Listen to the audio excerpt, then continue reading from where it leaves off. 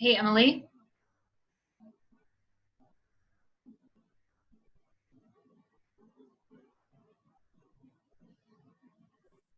Hi. Hi. I've got an air conditioner running in this room. Can you hear it, the background on it, really loud? No. Okay, great. I also have a fan. So I hear my fan. So Okay. I can't hear your fan. So Okay. I just needed to make sure. Thanks. What? Oh, I'll put on. Yeah.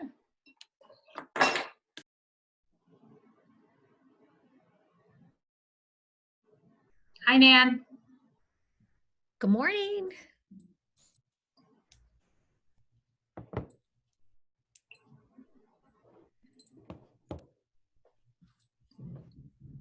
Can you hear the background noise in mine? Okay, good. Can't. Really hoping to be able to keep this air conditioning unit on.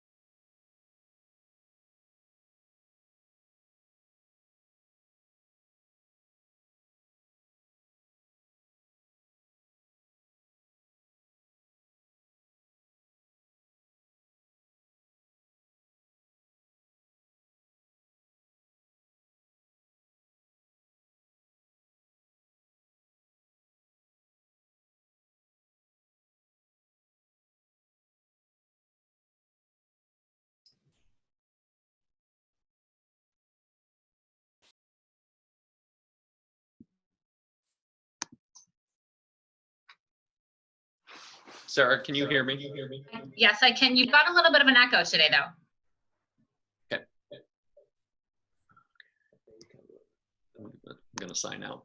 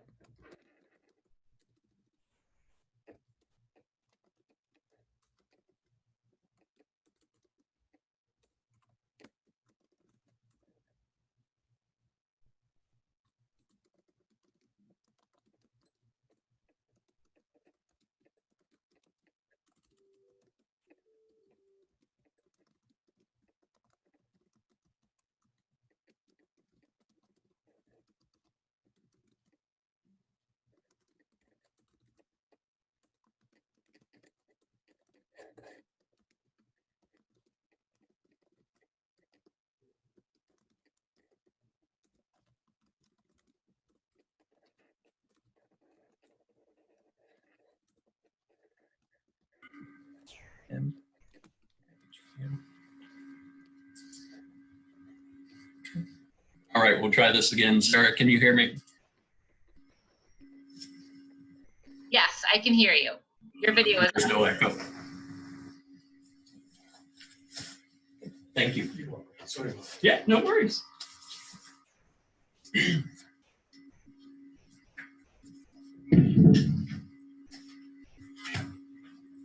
Actually, John, I'm not sure there isn't an echo. Can you say something?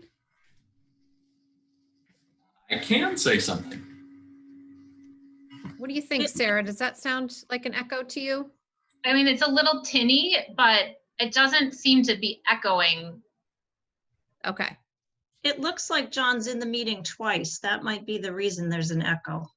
So I actually think it's Lisa that's also on just under John's name. Ah,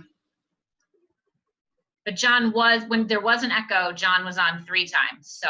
okay. I just wanted to make sure you saw and heard me.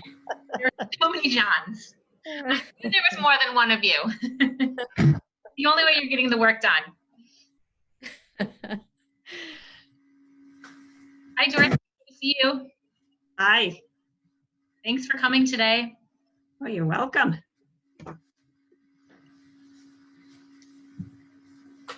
Hello, everyone. Hey, Sarah.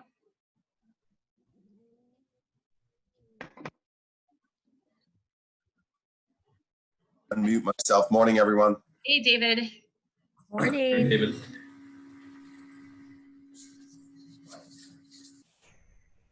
Hi. Hi. How are you guys? Megan.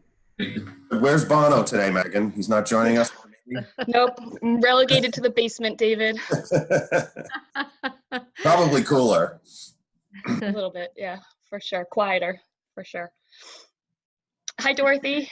Thanks for joining.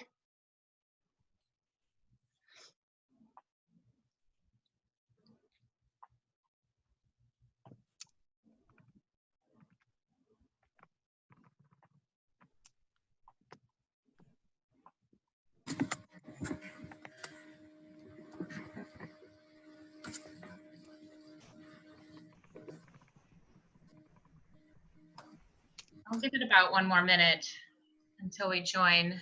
We're at a pretty steady number of people hanging out with us.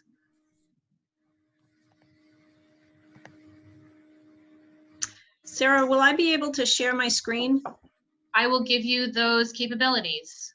All right, excellent. So I think it's going to make me make you a co-host, and then that should allow you to do that.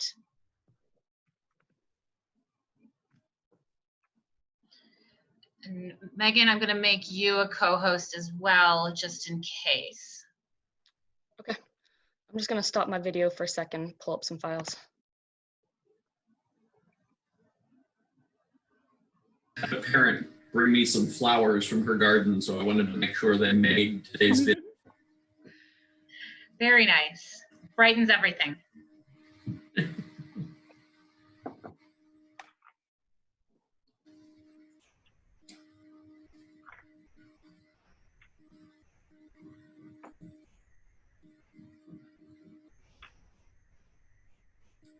Megan and David, are you ready?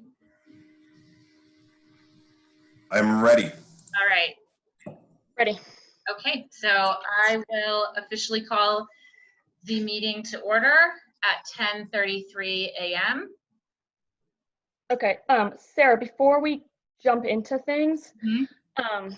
I would like to, I don't know if I have to officially make a motion, but I'd like to, if we can, switch the agenda a little bit. I feel like there's been a lot of moving parts over the past 24 hours. Yeah. I don't think Michelle's here yet. So I was hoping if we could do section 5 while we've got Dorothy and replace it with section 2. Okay, you mean just flip-flop them? Yes. Okay, all right, so, So just a motion to take out of order, right? By the way, before I mess this up, is Lisa on? I don't see her. Lisa is on. She doesn't have any video or voice capabilities though, so she's the other John Bucky. Okay, but I don't need to take minutes. She's doing it. Okay, thank you. I just wanted to make sure I didn't mess that up. Okay, so yeah, so can I have a motion to take the agenda out of order? So moved. I moved by Megan, Seconded. seconded by Sarah. All right, all in favor, Sarah Gold, yes. Emily Barron, Yes. Sarah Fox, Yes. David Harris, Yes. and Megan Taylor. Yes. All right, so we will flip-flop number 2 and number 5, and that doesn't change or move up the reentry planning or other important, like, very important things as far as anybody who's tuned in to the public.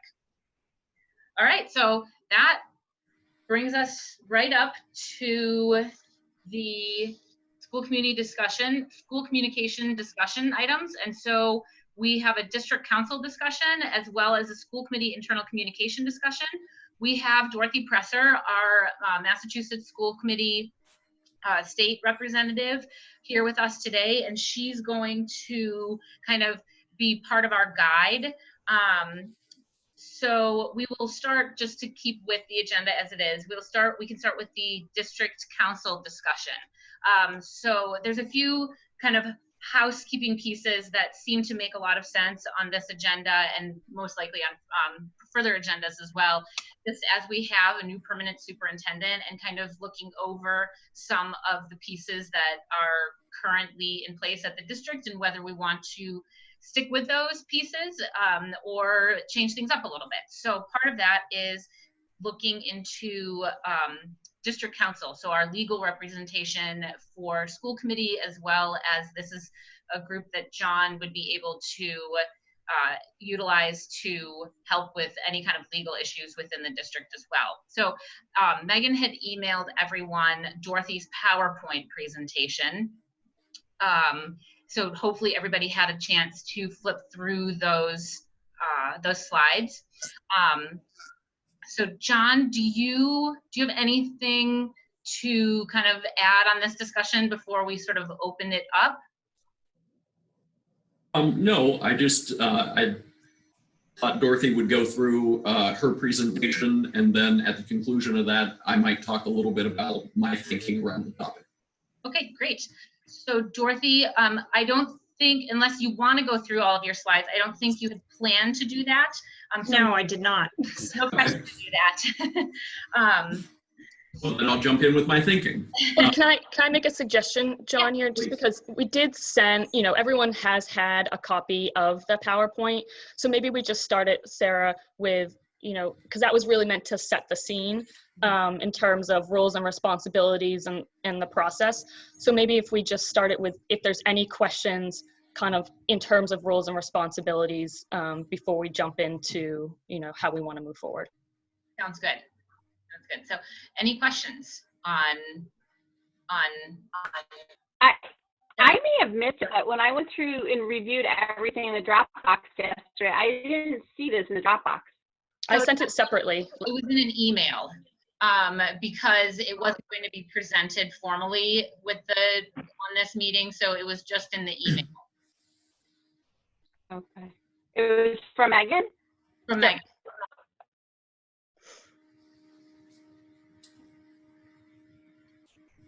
So, David or Emily, do you guys have any questions or thoughts on any of it? So I don't think I do. I'm just going to bring it back up. I think one of my main questions is the process. So if we do decide to look into what options are out there, Dorothy, the best process for doing that, because I know there's been a little bit of behind the scenes discussion on the need for an RFP and how that would go out, and whether or not we officially need that. So I think that would be sort of that's been this question circling in my head. So it's someone who's you're hiring basically as a consultant. So it's different than needing an RFP based on a different type of service. Like if you were going out and purchasing new boilers for your schools, that's an entirely different process that you would need an RFP for. This is your decision of which consultant that you hire. So you can, if you want to see, what's out there and expand your choices, but there's no requirement that for this you put out an RFP. Okay.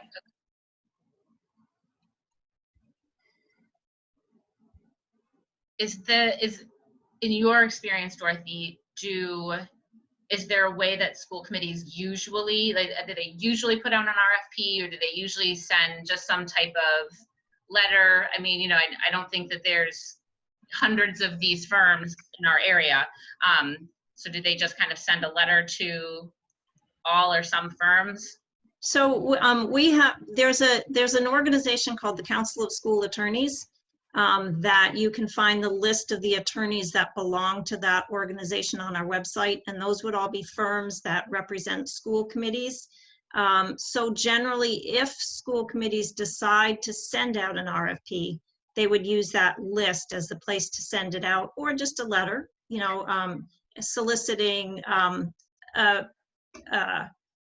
soliciting interest and something that says what can you do for us.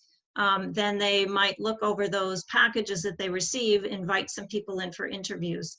It's also not an unusual process for a new superintendent to come in with experience working with a particular firm that they feel comfortable with, and particularly since you're already thinking about making a change, to see if the school committee also feels comfortable with that firm. Okay. So one thing I just, in Dorothy's presentation I just pulled up, it talks about one of the reasons, one of the driving factors for having legal counsel beyond, obviously the legal piece, is that it provides institutional knowledge where there is, turnover of various members. I think that is actually really important in our situation in particular, where almost our entire central administration is brand new. And for all intents and purposes, our school committee is very, very new and green as well. I mean, David has more experience, but everybody else is, 2 years at best. Where we've had a lot of carryover with legal issues, particularly from past administrations. I am concerned with legal counsel right now of losing that institutional knowledge. And for me, while I would welcome the idea of looking at possibly new counsel, I wonder if maybe this is not the year to do it. If that perhaps we should maintain that institutional knowledge for this year, just for that transition piece. And, you know, then maybe look at it later on, because in the last few months, we've all had some surprises, but that weren't as surprising to them, or they had little bits in the background. So I just, for the institutional knowledge piece, we'll just put it that way. I don't know where my comfort level is with this. Mm-hmm. I understand that. I thought that was a really interesting point on that page that I had not thought of. So that I hear you on that one. Dorothy, do any other school districts that you know of rely on town council? Because I know legally town council represents us as well, and we could rely on town council, but is that done or no? It is done. It's sometimes hard for town council if they're representing the select board as well as the school committee. It happens. Sometimes I think it makes it hard on town council to sort of thread the needle sometimes if there are issues between the different bodies, the different boards in the town. Well, in that circumstance, my understanding would be that they would always err on the side of the selectmen because they're protecting the town as a whole. Am I wrong in that assumption? Well, if they're representing you, that's where, if they're representing you, they're representing you. They're representing the selectmen, they're representing the selectmen. If you guys have issues between the two of you, that puts the town council in sort of a pickle. Well, yeah, because the selectmen are the client of record, just like on with our letter of engagement, we're the client of record. Yep.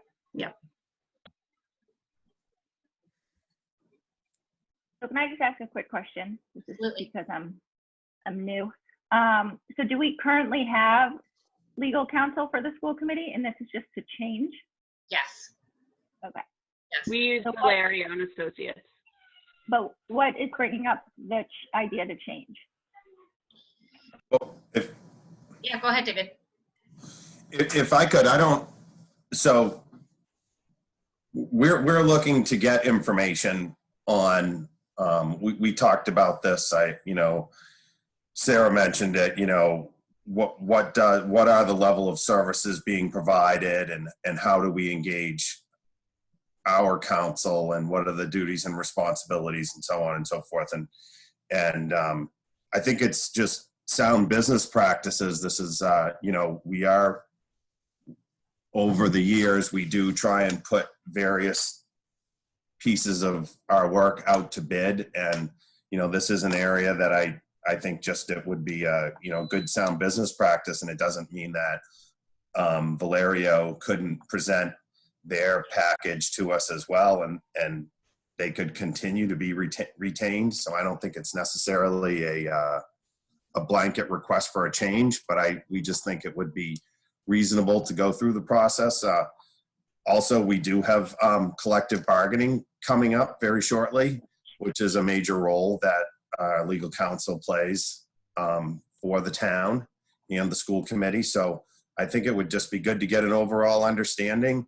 And, for me, I've only ever seen the legal counsel from afar. Of course, we've had executive sessions where we have met in person, but, I'd like to just see more of a collective package about what firms have to offer, and how we could streamline the process and the use of legal counsel within the district. That's my thought. Yeah. And so the idea of it was actually sort of jostled around a little bit last year as well. But it just was such a crazy year, and we just had Bill for that 1 year that we've again, like kind of to Sarah's point, we stuck with the institutional knowledge aspect of things, got through the year. And then one of the big reasons that we had discussed it last year was, to David's point, the budgetary piece to it is, let's, as we're looking into all of this, let's really make sure that we've dotted every I and crossed every T in kind of shoring up every piece of our budget stuff. So one thing I will say is I have at different times wondered if we should shop. If we start to shop, the legal community as I'm sure like every other sub-niche of communities, they talk. And so if we start shopping, we are putting a message out, we are not happy with Valerio. So we need to move on. There's two reasons why clients and attorneys break up. And it's either the attorney can't help the client anymore and is done with them, or the client feels that the attorney is not meeting their needs. So if we are saying we're done with Valeria, that's one discussion. But I think we need to be clear that, in my opinion, having seen how this kind of happens, from a different point of, from a different point of view, is I think if we're shopping, we're leaving Valeria. Dorothy, in terms of school committee representation, is that your experience with this as well? I would say Sarah's probably on target with that. Okay. Yes.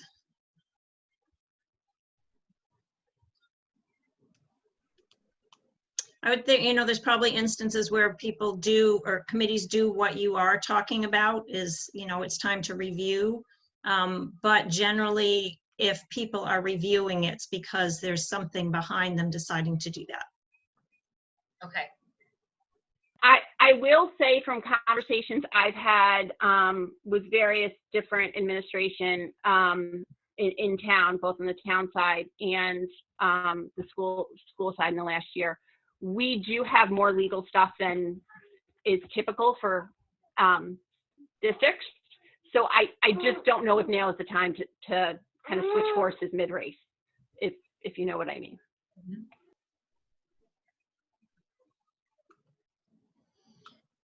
John, did you want to put your 2 cents in? Sure. I had some conversation with Bill when I came in about this because he indicated that the conversation was already happening. So I think there's a case to be made on both sides. With as much as we have going on right now, is now the time to enter this conversation. And then on the opposite side, this may be the most timely to have this conversation with 6 collective bargaining things coming up, and just shopping. I don't think people would be surprised with the new superintendent of schools coming in that this conversation came up. I actually reached out to several superintendents, and it's pretty common for this conversation when there is a change in administration. That said, if we go in a different direction, okay. If we stay with current council, I'm fine with that as well. Dorothy, not to put you on the spot, but you have more school committee experience than all of us literally combined in all your time. Who did Linfield use, and did you find that switching it up was good? We had a longtime attorney who retired, so that forced us into finding new representation. And I'm just, what's right for one community, what's right for one committee is not necessarily right for another. So I think who we use is actually irrelevant to your discussion because it's a decision that you're going to need to make about how you feel comfortable with.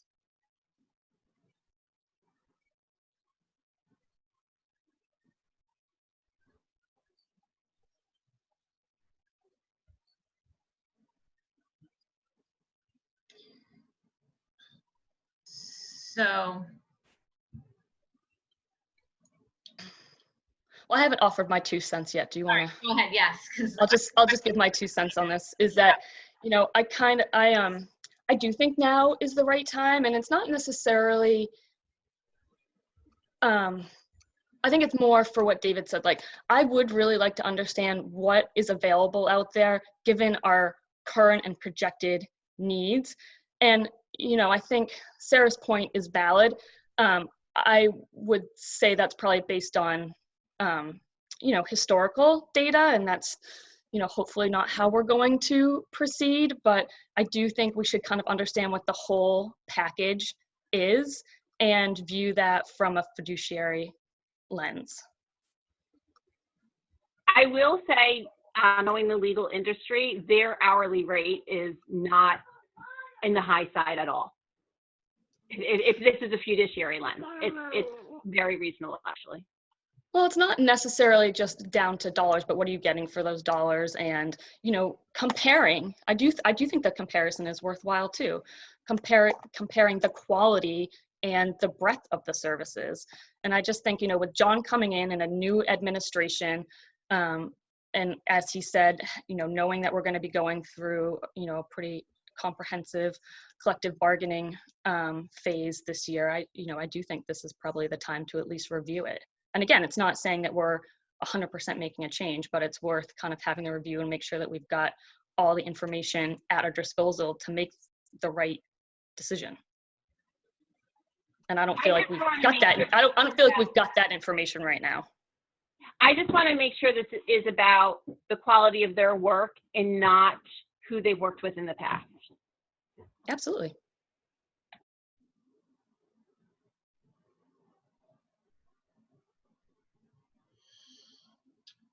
So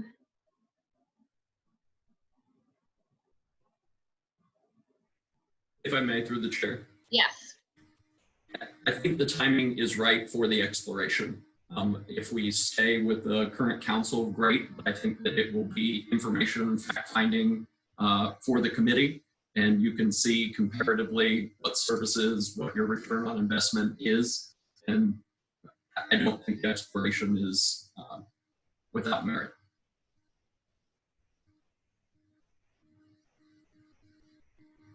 That continues to be how I feel as well. And I wonder if you choose to send a letter, or I guess it could be an RFP as well, but just sort of if we can word it in such a way that it doesn't come across that we're, you know, upset with Valerio in any way, and that, you know, we're done with them, and that we're simply sort of in a due diligence mode, and looking at everything that's out there. Dorothy, is that a pipe? Yeah, and I would say if that's the direction you want to go in sort of the vein of no surprises, I would certainly let Valerio, Dominello, and Hillman know ahead of time that that's what you're doing and your rationale. Okay. Yeah, I agree with that. Yeah, absolutely. I wouldn't want to pull that as a surprise on them.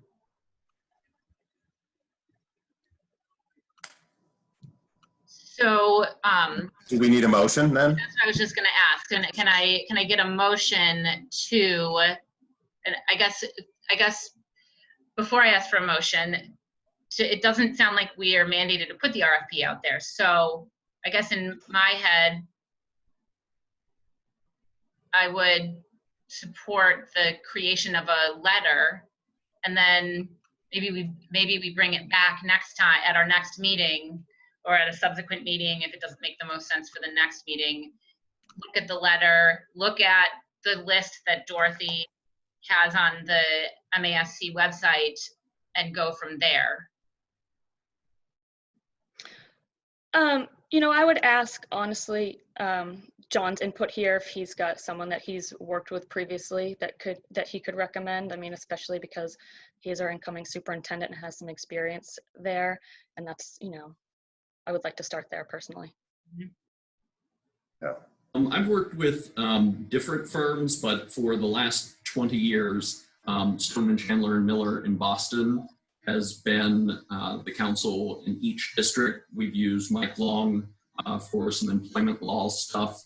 Special education counsel in each of the districts I have been in has been different from other counsel. And in my conversations with Eric Oxford, he is very happy with the counsel that he has for special ed, so I would not want to change that. This would just be, there are not a lot of firms out there. And so if you reached out to a couple, three, Stoneman, Chandler, and Miller would be my first choice for them to have an opportunity to present to you, if that's what you're asking. I would also say that if you may not receive information back from every place that you send it out.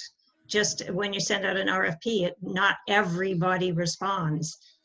So, you know, that's something else to keep in mind. And John is absolutely 100% correct that more often than not, I would say that the council used for special education is a different firm than the council used for labor, personnel, student type issues. So what I'm hearing then is that we draw up a letter, that the motion would be more that we draw up a letter and send it to what sounds like the handful of firms out there and see who replies. That would be my recommendation. Okay. I would go along with that as well. Yep. Okay. So can I get a motion to have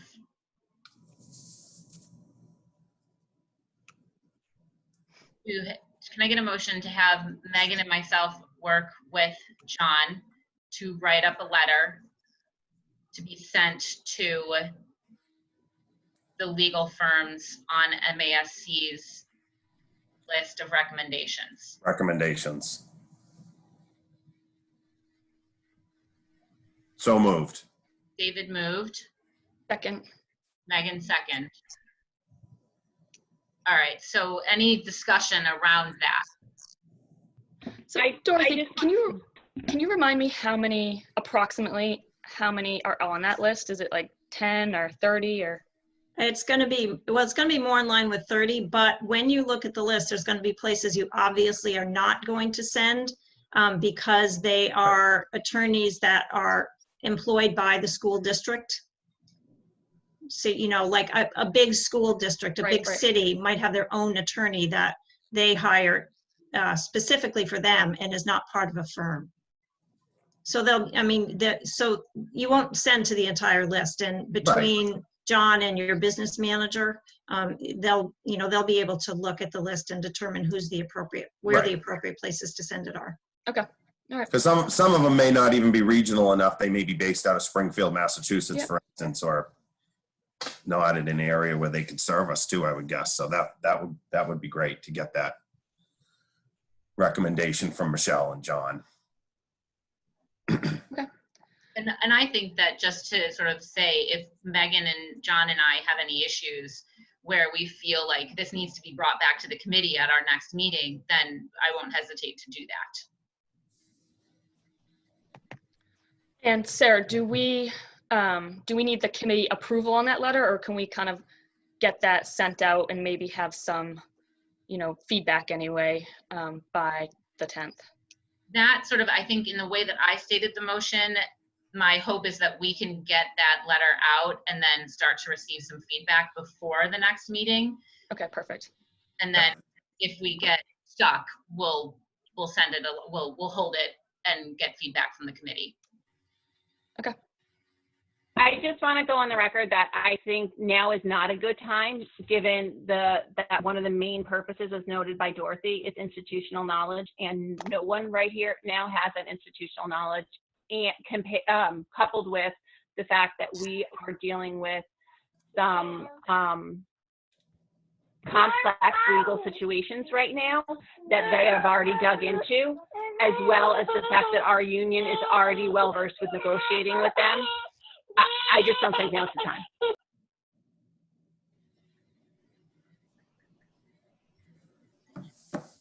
And I have no problem, reaching out to Liz and filling her in on this conversation and where our collective heads are at as far as the exercise that we're undertaking. Yeah, I think that would be good, Sarah. I mean, we have a good relationship with them, and I think, that that would be a good idea. I will do that.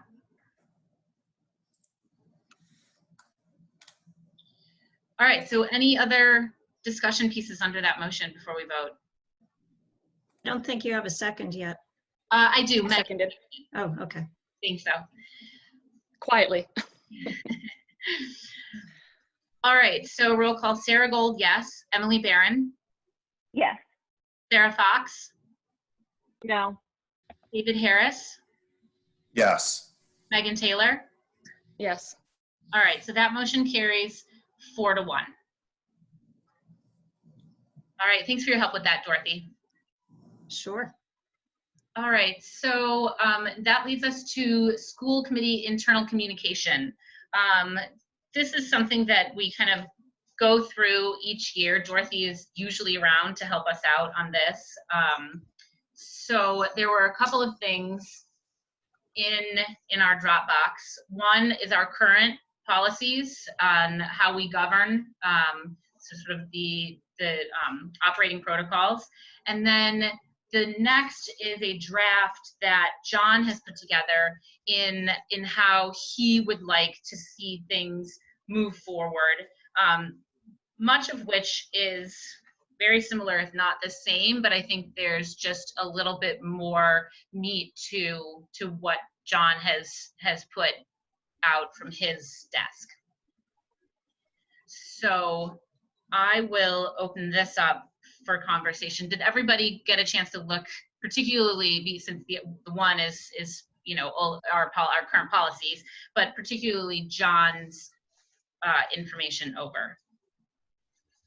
Sarah, do you mind if I just set the table a little bit for the newer members about operating protocols? Please do. Okay, so you know, it sounds like you're not ready to hear my big spiel in PowerPoint, but particularly when they're new members of the team, which, I mean, obviously you have a couple new school committee members and a new superintendent, so you have a different team that's working together. And it's always a good idea to have a discussion when that turnover happens about how you're going to operate and communicate together. I often think of it as once you've determined how you're going to work together, then you can actually dig in and do the work, because you're not thinking about, you know, how does this work? How do we get things done? You know how you're going to get them done, so you can get them done. So we recommend, as you have done in the past, that you establish a set of operating protocols and have that discussion about how communication flows before the meeting, at the meeting, and between the meeting, so that you can work together effectively and have that same understanding.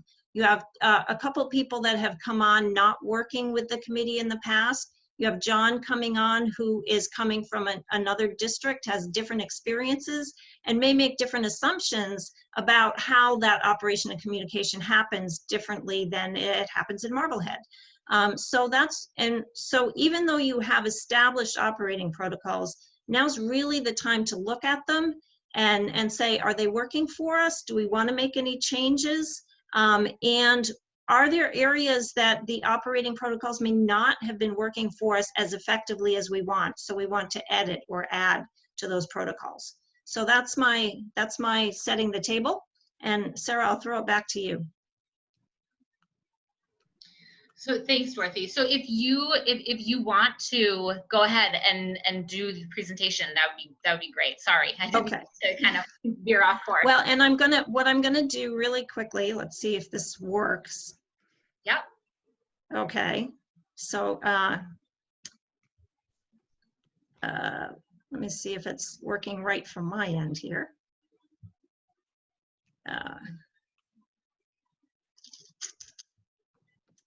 You still see it? Yes. Okay. Something in that share did not work the way I expected. So we'll see what happens when I try and forward here. So, oh, it's not going to work. Hang on. Sorry.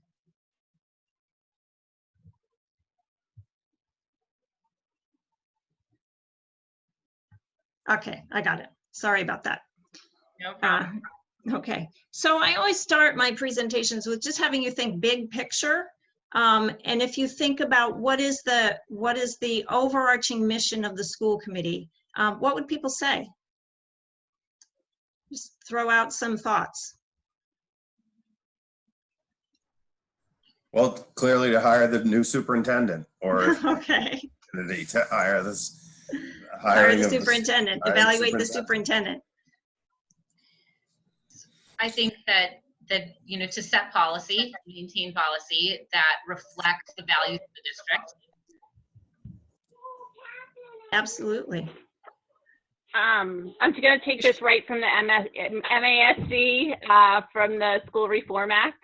To hire the superintendent, we have some additional responsibilities in regards to the assistant superintendent, special education director, school business officer, and legal counsel. We develop and dictate policy. We set goals and standards for the district, the superintendent, ourselves, and we review the school improvement plans.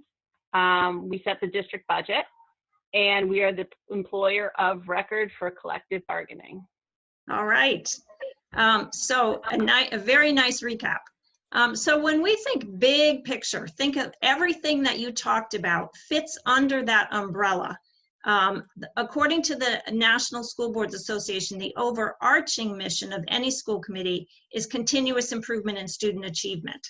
So student achievement as you define it for the students in Marblehead, not just test scores, but what do you want them to know and be able to do and have accomplished once they cross the stage at graduation. So that's big picture. And all the things that Sarah outlined that others of you talked about fit under that umbrella.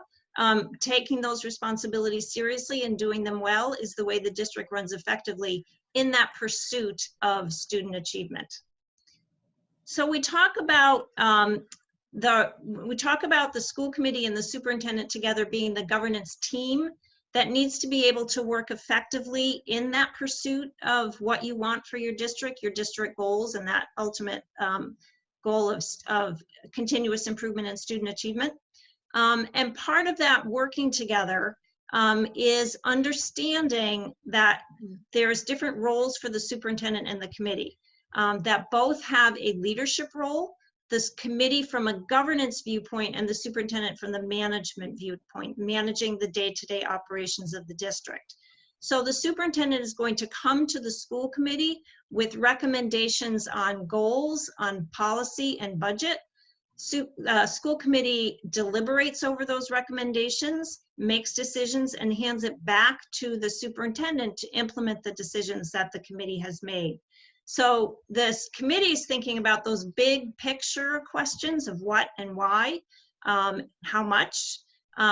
Superintendent's thinking more, maybe think of it as tactically, how does the work get done? Who does it? When does it happen? Where does it happen? Particularly at goal setting time, and I think Sarah Gold brought this up when I was asking that question, that the school committee is the bridge between the community and the superintendent, bringing the vision and values of the community to the table. Conversely, the superintendent is the bridge between the staff and the committee. So bringing the needs of the staff to get the job done. And those two things come together as you're deliberating and making your decisions at the table.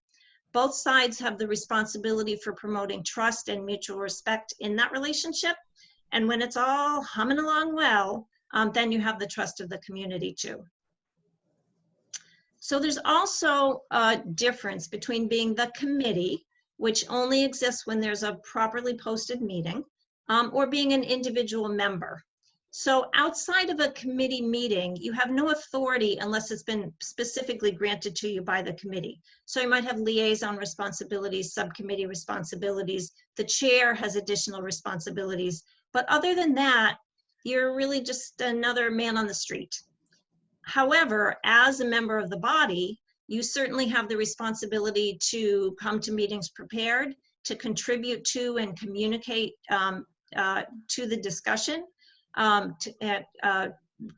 particularly about the vision and goal questions that, or the decisions that are made. Ask those critical questions. I think we all know that the best decisions are made when multiple viewpoints come into play, and those critical questions can be asked. And when those different viewpoints come into play, and sometimes the vote isn't 5-0, then the committee members should support the decision of the committee. That doesn't mean changing your mind, doesn't mean saying, oh yeah, that was right, but it does mean not getting in the way of the decision moving forward. And of course, everybody needs to be dedicated to the work on behalf of students. The committee is exercising its authority through the votes it takes, through the meetings, governing through policy, making sure that having the fiduciary responsibility to make sure the financial resources are used appropriately, engaging the community in the work of the schools, sustaining that relationship, and the employer of record and the collective bargaining. And this slide was already very well articulated. I think it might have been Sarah who went through taking that, what are the responsibilities of the school committee so far as being the municipal legislature for schools going forward, according to law and regulation. So that gets us to thinking about, that sort of setting the table of where the responsibilities lie and how you communicate and make that collaboration happen, gets us to the discussion about operating protocols. You've done them in the past, so you know that they are that set of ground rules that's created and maintained by the committee and periodically revised. Again, enables you to work together. And you can also use that document occasionally for self-evaluation. Are we following our protocols? I mean, in a way, that's what you're doing this morning. You're looking at your protocols and finding out, are they working for you, or do you need to be adjusting them? So I'm gonna stop my share here because I think that probably we're ready to leap into the discussion of the two documents that you have in front of you. Any questions before we leap into that discussion though? I think that was a good overview, Dorothy. That I like those my Venn visuals. Diagrams. Yeah, I love a Venn diagram. So it's just a good refresher, I think. So one thing I also found on from the MISC that pertains to this that I think really summarizes our duty the best, it was so well written, is it says, finally, the school committee represents the heart and soul of the community and its conscience, as well as when it comes to public education.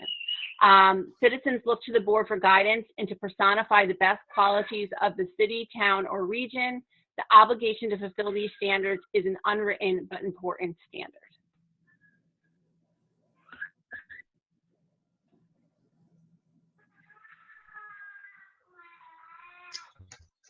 That is so. Yeah, excellent. So if you're looking at, I wonder if it makes sense to quickly go through the operating protocols that you have in place right now, and particularly people who have been on the committee, to talk a little bit about, how they work for you and if they're working for you. Would that make sense, Sarah? Sure, yeah. Okay. Sarah, is there any way you can put that up on your screen? Hear that?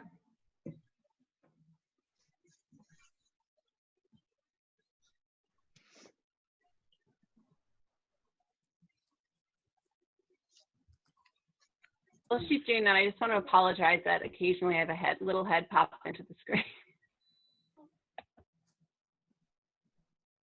It's a cute little head.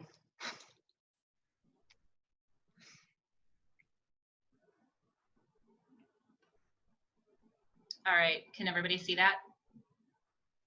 Perfect. Yep. All right.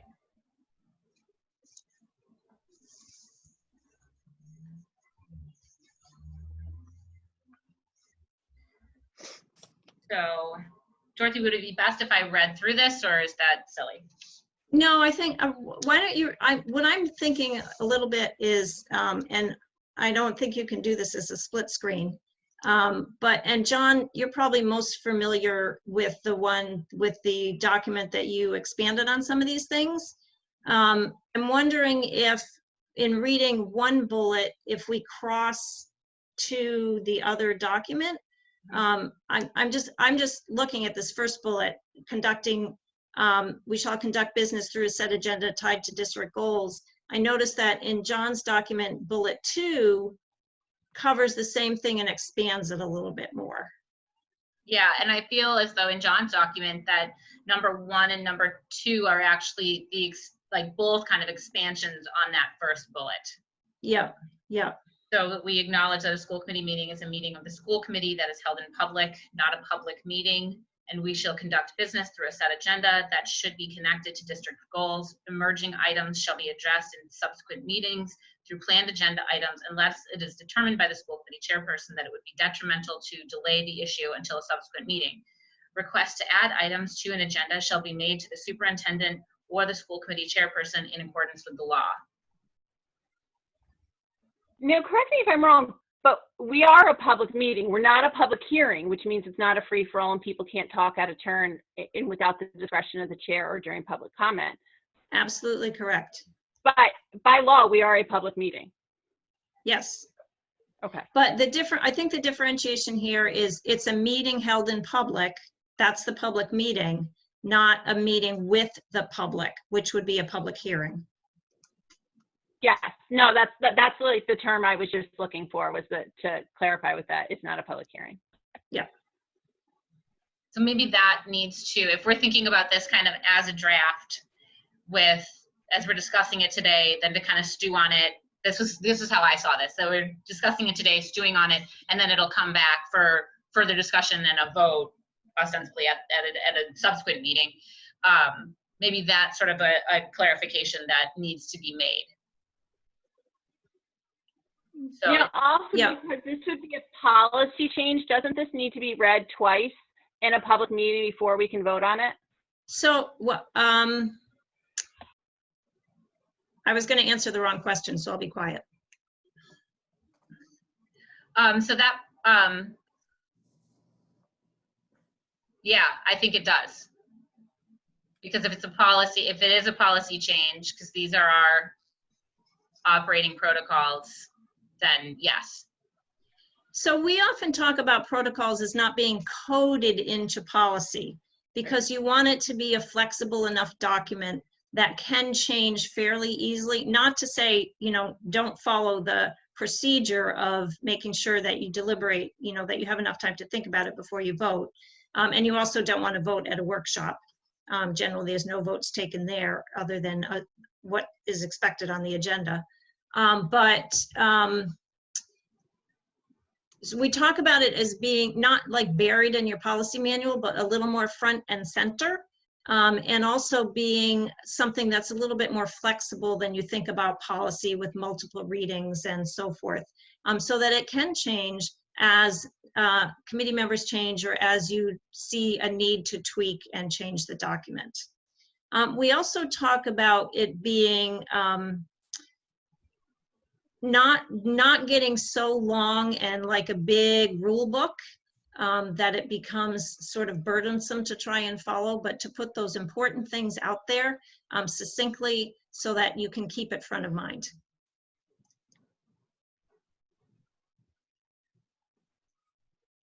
Okay.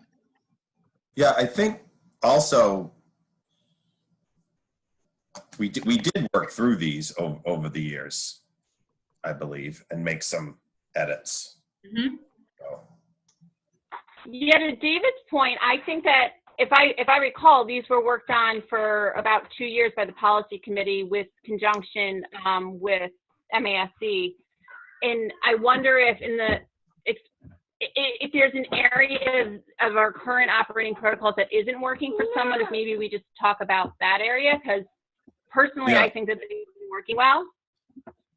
I would agree. I mean, I think, Sarah, was that the expectation? It's just, we're reviewing it for purposes of the committee, and Dorothy is helping lead us through this discussion. But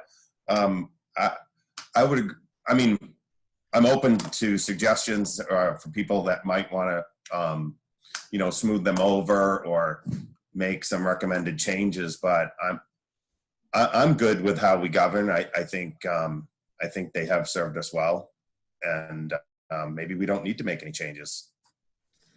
I am gonna push back a little bit on that one. Okay. I think, as Dorothy said, we are a new team at this point. So we've got a new administration for the most part. We've got new members on our committee. And I do think this is a point where we should be not necessarily changing whole scale, but tightening up how we work, especially because we've kind of had to be a lot more unstructured over the past 18 months. And now we have the ability to put that structure back in place so that we're working as effectively and efficiently as possible. So I think for that reason, it's worthwhile, again, tightening up what we've got, not changing whole scale, but just kind of clarifying where it makes sense. And I think what this piece that John's kind of put in draft form does a good job of that. I would suggest maybe we don't necessarily, I mean, it's up to you guys if we want to go through every one, but I think, you know, John's kind of in charge from an operational standpoint. And I think it's worthwhile, like I said, just making sure that we've got the structure in place to make sure we're really being effective and efficient with everybody's time, our time, John's time, the administration, the town, and we've got that, you know, structured communication lines in place too.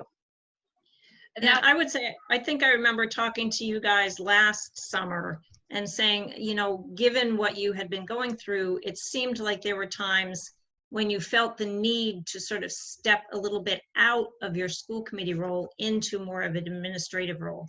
And now with a solid administration and a path forward in place, you want to make sure that you step fully back into that school committee role. And anything that you felt the need to reasonably step into, that you step out of. Does that make sense?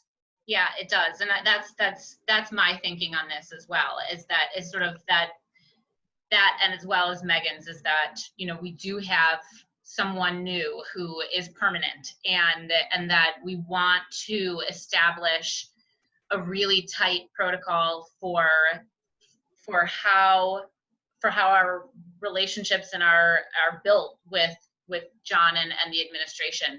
And yeah, so I think it isn't my intention at all to kind of throw out this other document, but possibly just to, like Megan said, kind of tighten it up and possibly expand on a few little pieces.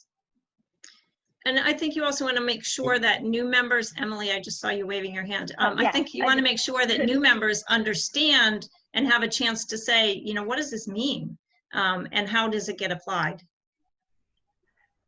Go ahead. Well, that's what I was just going to say, is that I, you know, looked over both of these documents, and the newer one with the questions that I had, you know, this last week, I was like, oh, this is how this works. And as a new person, to have this laid out so nicely and developed, that I was able to get my questions answered by, like, how, you know, because being new, how does, like, if someone talks to me, who do I talk to, just so I know exactly the order of, under the communication, what the school committee's role is. So I thought this was great.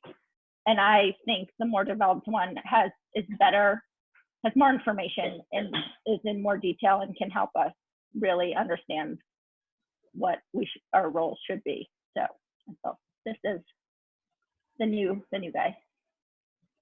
And I had a similar appreciation, even though I've, you know, got a couple of years under my belt at this point. It was helpful for me reading through these to sort of think, oh yes, that hashes that piece out, that kind of more broad bullet point, and kind of, you know, delineates it a little bit more precisely. And that was helpful to me. One concern I have about the new document, to be perfectly honest, is I felt it usurped some of the provisions in the Educational Reform Act. And also, I personally felt that it took the process away from the public, in that there was, you know, one line about no questions that wouldn't be answered in a public meeting that were not, and I'm paraphrasing, that were not sent ahead of time. The purpose of a public body is that public business happens in public. And if we're kind of coming to these meetings with predetermined statements, that removes the public from having a role in this and seeing kind of how the sausage is made, which is their right. I don't believe in anybody that should ever have a gotcha moment. I don't think that should ever be anybody's goal, but I do think that if through the discussion, I do think that through the public process, we should be able to ask questions that we may not have thought about several days in advance or whatever. I just don't want to, I have concerns. Sarah, what specific bullet were you looking at? Do you know off the top of your head there? I know you're managing a couple things there. If we can, yeah, I know, I'm sorry. We're having a mental breakdown. So I'm just looking for that as well. If we can project the document on the screen, it would probably be helpful. And we can go through the issues.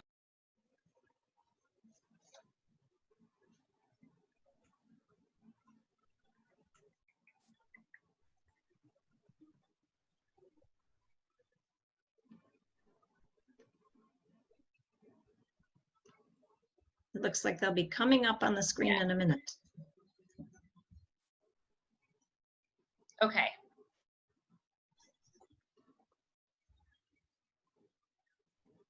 Is that too big? Perfect. No, I was just gonna ask you to make it bigger with my old eyes here. Thanks. So tell me.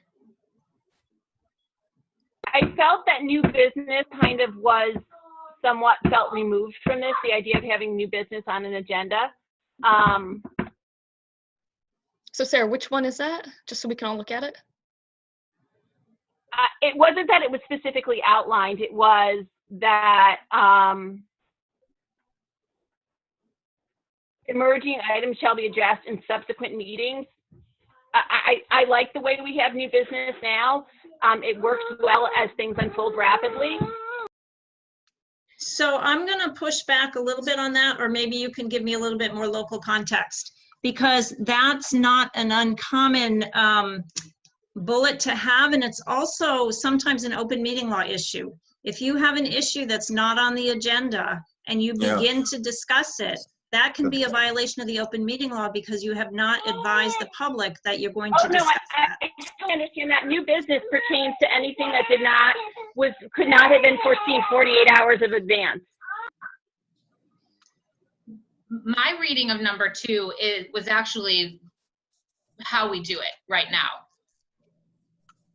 Okay, as long as there's no change. I saw that provision for new business, things that cannot be foreseen with 48 hours in advance, would be removed. No, that's not how I read that at all. That emerging items, that at any point, there's always something that's sort of like, oh yeah, that didn't make it onto this agenda. We'll put that on for the subsequent agenda. But then there are those every once in a while times where it says, oh yeah, we actually need to deal with that, and so that needs to be brought up in new business. Yeah, and I think some of that is making sure that when a topic comes up, that the administration has enough time to prepare to discuss it, that they, if there's background that they need to be able to have a good discussion, that they're able to gather that and make that presentation to you. Totally agree. And just for context, never in the last year was there ever a time that I think any of us, approached Bill McAuliffe with a gotcha moment, if you know what I mean by that. Mm-hmm. But there were certainly times where things happened where it had to come up under new business for whatever reason. They're limited in scope, but they do exist. Yeah, and there were certainly times that Bill would bring something to me, a day before the meeting and say, this came in and I want to mention it under new business. And it was never something earth-shattering. Yeah. Right. That is covered here, right? Because it says, unless the chairperson decides it would be detrimental to delay. Right? Okay. And then, I'm sorry, I just lost that train of thought. That's what it was. I actually have heard a lot of feedback at various times that people are actually looking for more clarity in our agenda items, more specificness of, what we're doing. Because often you'll read our agenda sometimes and I feel like it's in code a little bit for those of us in the know. And if you have the backup in our packet of what document we might be talking about, it's a little clearer, but sometimes to the public, some of these very high level ideas, and we do have to keep it high level to a certain extent, but I think that if we could have some clarity, it would be helpful. Okay.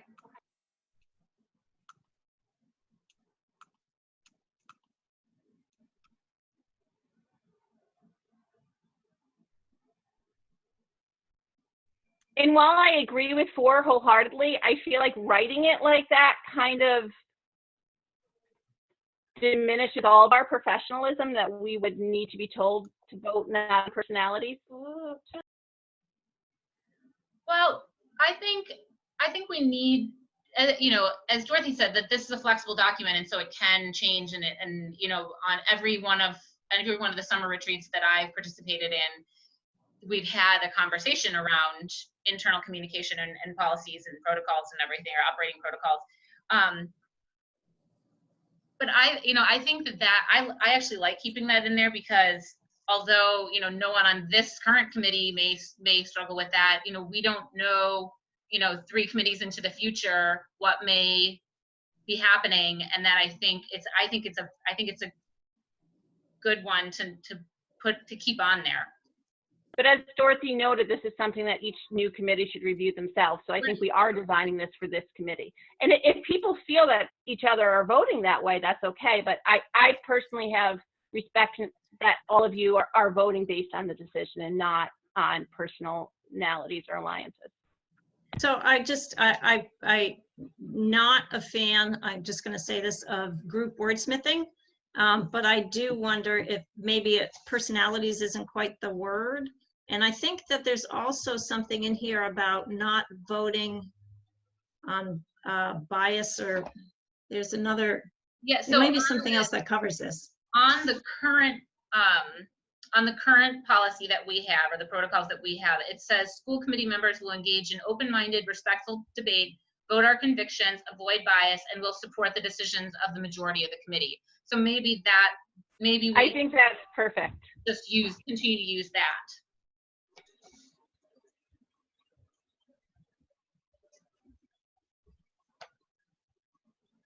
John, feel free to pipe in at any point, because you know you're as much of a part of this as we are.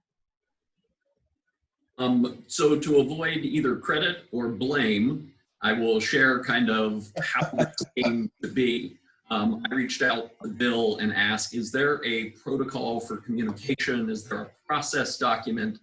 And he shared that that had been a conversation, and that was one of those gotta get tos, that in the midst of everything that was happening, they didn't get to. So I asked him, do you have an example of something? And so Bill sent me something from Triton, from Beverly, and from Acton Boxborough. And I did kind of a compilation of all 3 documents. And to be honest, I wasn't aware we had an internal document. So maybe shame on me. But in the conversation with Bill, it wasn't referenced. And so yeah, I might have been able to use it to augment. So I am not married to this document that I put forward. I produced it in an erroneous belief that one didn't exist. And so if what exists, you want to change, modify, edit, I'm happy to be part of that process. But what I produced for the committee was in thinking that we needed to establish such a document. Gotcha. And thank you, John. This is not at all, you know, poking at anybody. We're just working through. You have done a tremendous amount of work in your first 3 weeks, and I don't think anybody is short of impressed. Thank you. Everybody keeps talking about this new superintendent. I can't wait to meet him. I was actually at another district that had hired their, I think you guys completed your hiring process prior to everything shutting down, correct? Yes. Another district that hired their superintendent ended up doing some of the last interviews remotely. And then when everyone was at an event masked, with face masks on, so the chair went up to someone and asked if they were a town official, and they said, no, actually, I'm your new superintendent. So There you go. Glad we avoided that. So, well, Yeah. I would like to just say, I think, once again, thanks for the work here and always trying to improve upon this. So there's the old protocols, and maybe it's great that John wasn't influenced by those, but they do line up, and then there's some additional clarity. And I would also agree with Dorothy that I think, protocol versus, a set policy and, numbers of readings and so on and so forth. But I think it's probably, we're not going to vote on this, and there's an opportunity for, the rest of us to look through this and identify any specific items that we might like to talk about at our next meeting, and then maybe come to agreement. Yeah, I think. Can I make a suggestion? Yeah. Given that, particularly given John's confession, I guess, that he didn't know that the protocols, the ones existed, I wonder if it makes sense for a couple of you who might volunteer to take what you have, take what John did, figure out where you want to expand on some of the bullets with the new information that John put forward, and then come back to the committee with a draft document. And that sounds like it might be the efficient way to do things, rather than trying to wordsmith this as a group of a large number of people. Yeah, I think that makes a lot of sense. That's a brilliant idea. I would love to be part of that group. Okay, good to know. And I think that definitely makes sense offline to do that, bring it back, because I think, obviously we sort of moved things around as far as what you were presenting today, Dorothy. And so we still have some communication pieces to discuss. So I think this easily fits along with other ongoing conversations that will come up on agendas in the future of during this summer. So I think that makes perfect sense that we've got it out there. We can all, if we've got a little discussion behind it, we can all ruminate on it, and then a few of us can meet and kind of combine the documents and bring them forth to the committee at a later date. Sarah, is the intent though that we would kind of be able to wrap this up this summer? Yeah, that would be my intent. That would be the goal. Yep. Okay. Yeah. And I think, again, since we've seen both and had, I think, a decent conversation about both, obviously we didn't get all the way through, but I think, we can do that and offline, that we can absolutely move to do that. So again, I'm sorry if I'm not like catching it. I'm sorry, but would the intent be that at our next meeting, whoever is working on it will have sent it to the committee, and we can, voice any concerns and then vote? My intent would be that, assuming, because in my head, the next meeting I think we've got set for the 10th, that has that larger communication of public communication as well, and just kind of really trying to move us forward in the right directions, that when that occurs, when that conversation occurs, this comes back. So in my head, that is occurring on the 10th. And so as long as it stays there, then yes, this stays there. And I guess, we can have a conversation too, if so for whatever reason that larger conversation has to be pushed off, that since we've seen this already, we can keep it on that agenda. Okay. Everybody okay with that? All right, I hear nothing, so we will move forward. All right, Dorothy, thank you so much, because I think that brings us to the end of what we had asked you to help us out with today. All right. Yeah, and feel free to stick around, but we understand that you are also very busy, so feel no need to stick around as well. Okay. We do always appreciate your input. Very much so. Well, I enjoy working with you, and anytime I can provide some input and value, I am more than happy to do that. Well, I think we've already got you set up for the next meeting as well, and my guess is that we may need you at least one other time. Okay, sounds good. Sounds good. All right, thanks, Dorothy. Okay, I will see you on the 10th. Sounds good. Thanks, Dorothy. Okay, Thank you. All goodbye. right. Going to stop sharing my screen. Okay, and then that will move us on to the much awaited superintendent report on reentry planning and the update on that. So thank you. And I think I would be remiss not to lead with, there is no one more than I that wants to open all of our schools and invite all of our children back to be in classrooms, in front of teachers, on the athletic fields, in the chorus room, playing in the band. What the work put forward in front of us by the commissioner is, how can you do that safely? And so we have been working feverishly, I think would be a good word, over the last several weeks in the committee structure, which I think is serving us well, looking at what does fully in-person look like, what does a hybrid model look like, and what does fully remote look like. We have been keeping the public abreast of all of the work that we're doing. The backtogethermhd.com website. Kate Thompson has been a godsend to a new superintendent. She is updating and posting documents and coming in with her iPhone and doing the video snippets and uploading those to the website. So I don't think that anyone could suggest that we're not being very transparent in our work. I will say I do not see a path for us to return to all in-person instruction. The department and the commissioner issue update and guidance documents every other day. There's another call with the commissioner tomorrow.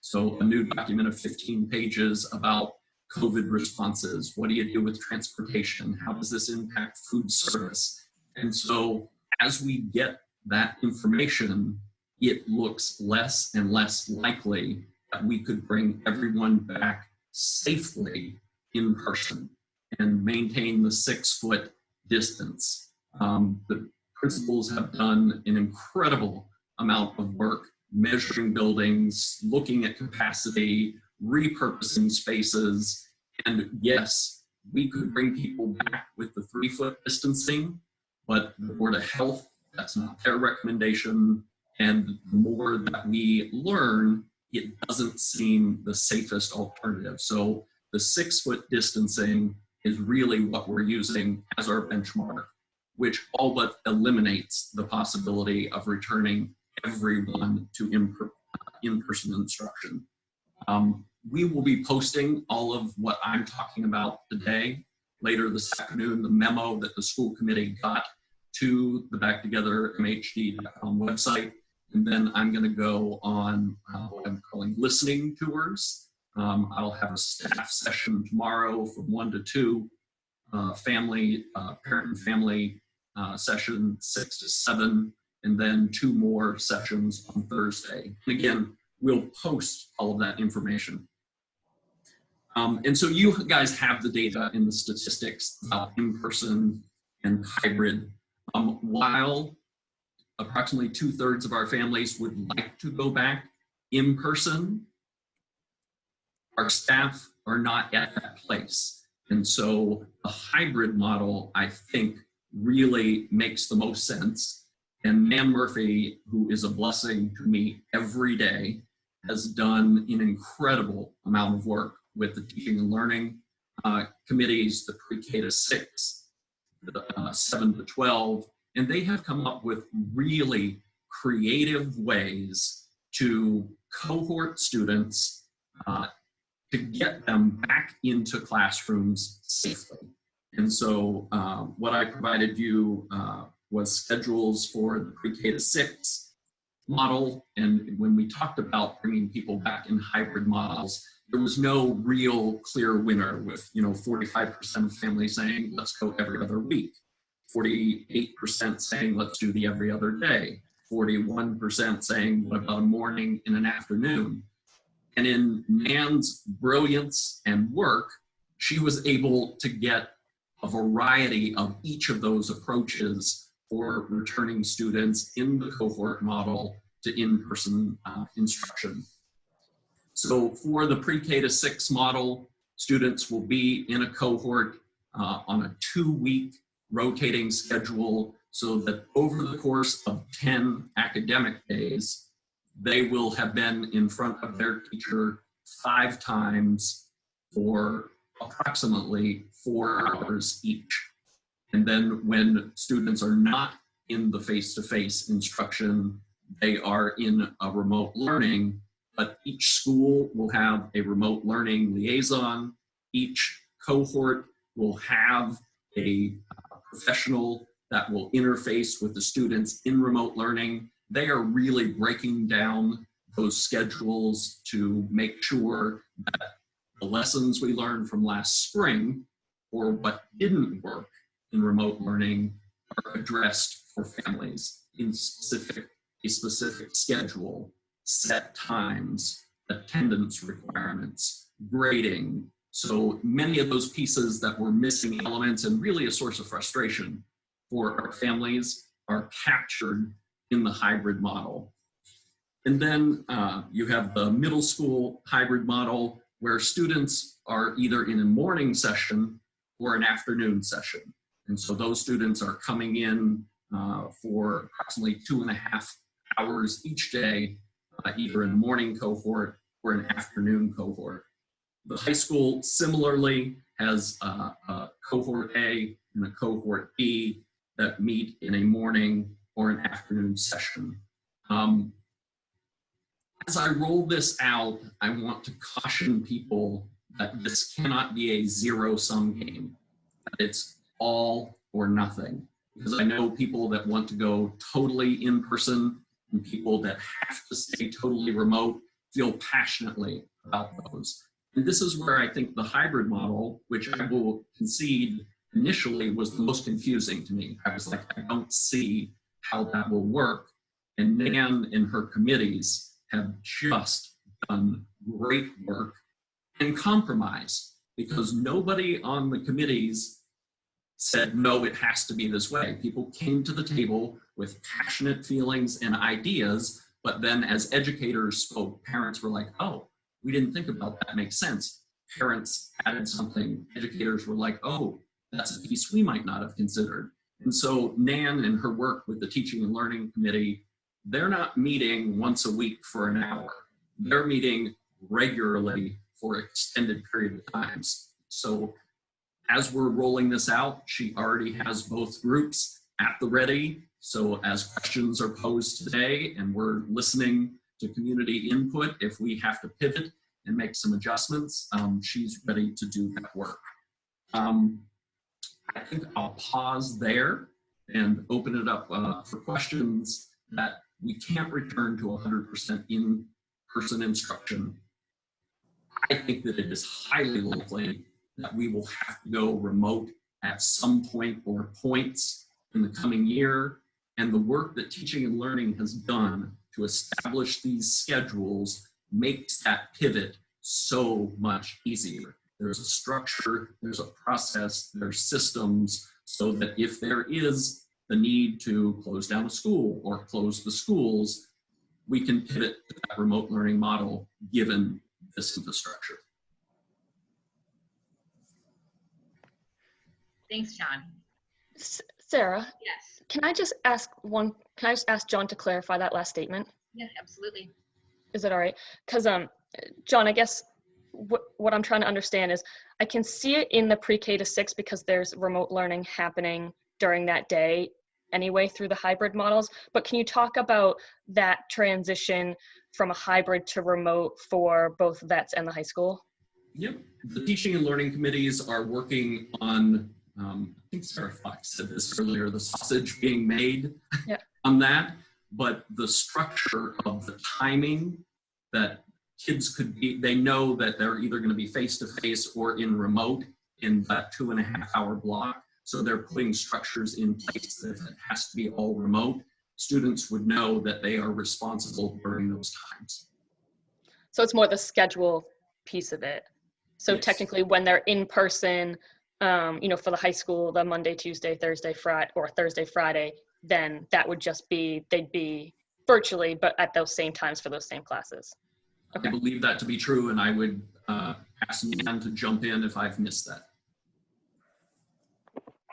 That is the plan. There is talk about, you know, teachers wanting to maybe extend some of that to broaden a topic or something, but that would all be planned within the cohort of the teaching team so that the content is equitable. So ultimately the answer to your question is yes, that schedule would remain the same. Okay, thank you. So I've had the honor of getting to send the K through or pre-K through 6 opening committee, and I just want to let my fellow committee members here know how impressed I have been with the entire process. And as you all know, I have a high bar, so I have felt it has been so collaborative, and every piece of the team was worked together. And also, I feel that all of our stakeholders are represented.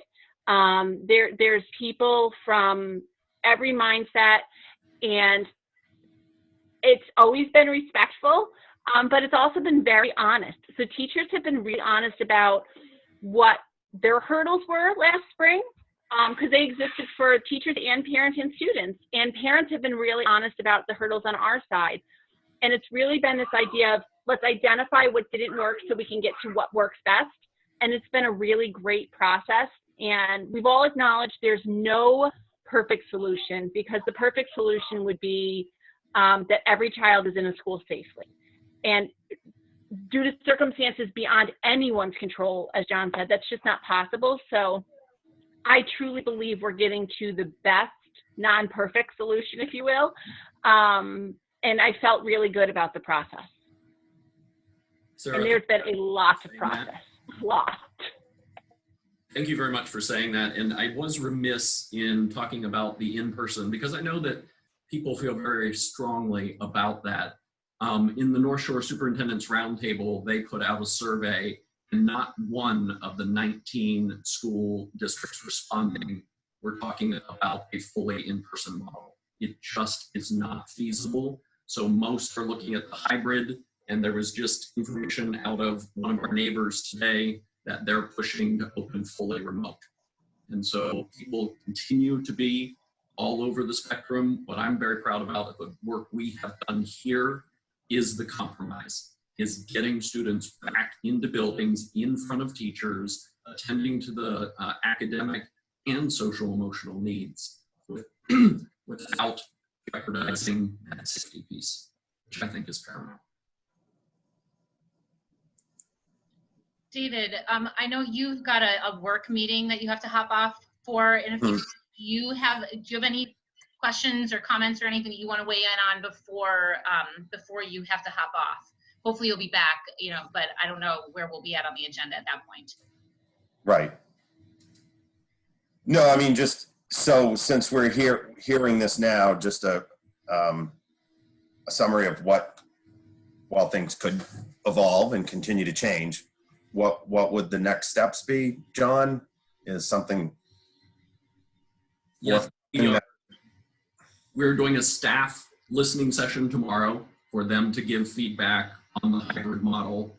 And then we're opening it up to community to ask questions. If we need to, we will make revisions. And then on Friday, the department wants every school district to have submitted they're very purposeful in their language, draft preliminary school reopening plans. Right.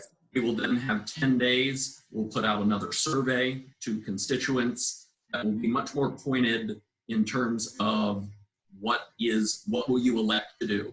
Will you be coming back in the hybrid model, or will you stay in remote learning? We'll make modifications again, and then the commissioner has an August 10th date where schools have to submit a final schools reopening plan. If history of the last 2 weeks is any guide, and there's a call with the commissioner tomorrow, I anticipate DESE sending a lot more guidance and a lot more information, particularly once they get the preliminary draft plans from every district.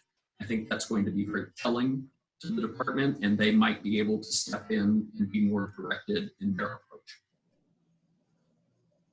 One thing before you lose David, because David always has a really good vision on the financial aspect of things as it pertains to this.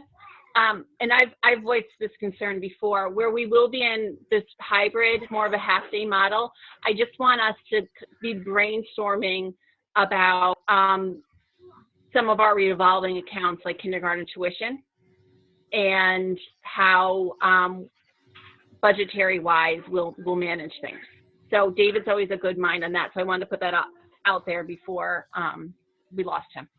So, and there is a document, I think it was added really late, and Michelle, that's one of the reasons that we sort of took the agenda out of order so that Michelle could come be here with us. She was on another call. So, you know, again, I don't know if David will be on at that point, but certainly after the fact can ask any further questions. And I think that, I know in the memo, Michelle speaks to that. So we can absolutely have her sort of, you know, give us a little bit more in-depth information on that type of thing as that comes up in a little while. And then I see a lot of people doing questions. One thing we did do is we came up with people's likely questions that we were going to give to John. And I will try to add all these on there so that when he does his listening tour, that you have them. I just have to figure out a way to copy that from that piece and add it. But a lot of them actually were ones we came up with as a group, Nan, I think.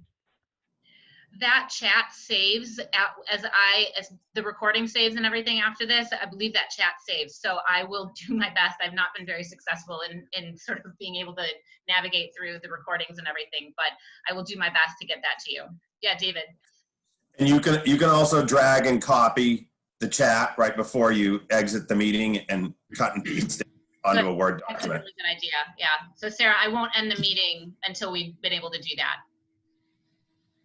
So Sarah Gold, in terms of the conversation now, do you want us to just jump into our own questions, or is it worthwhile John and Nan walking through each model? How do you want to proceed here?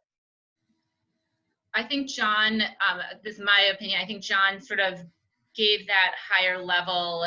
It's going to be posted after this so that the community has a chance to really process through it and then come to the listening things tomorrow and Thursday, as well as, you know, is it reentry at marbleheadschools.com? John, is that still the email address?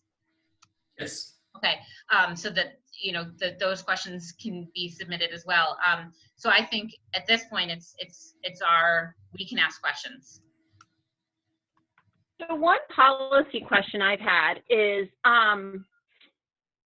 because so much of this is just, is not something for us to get into the nitty gritty other than as parents.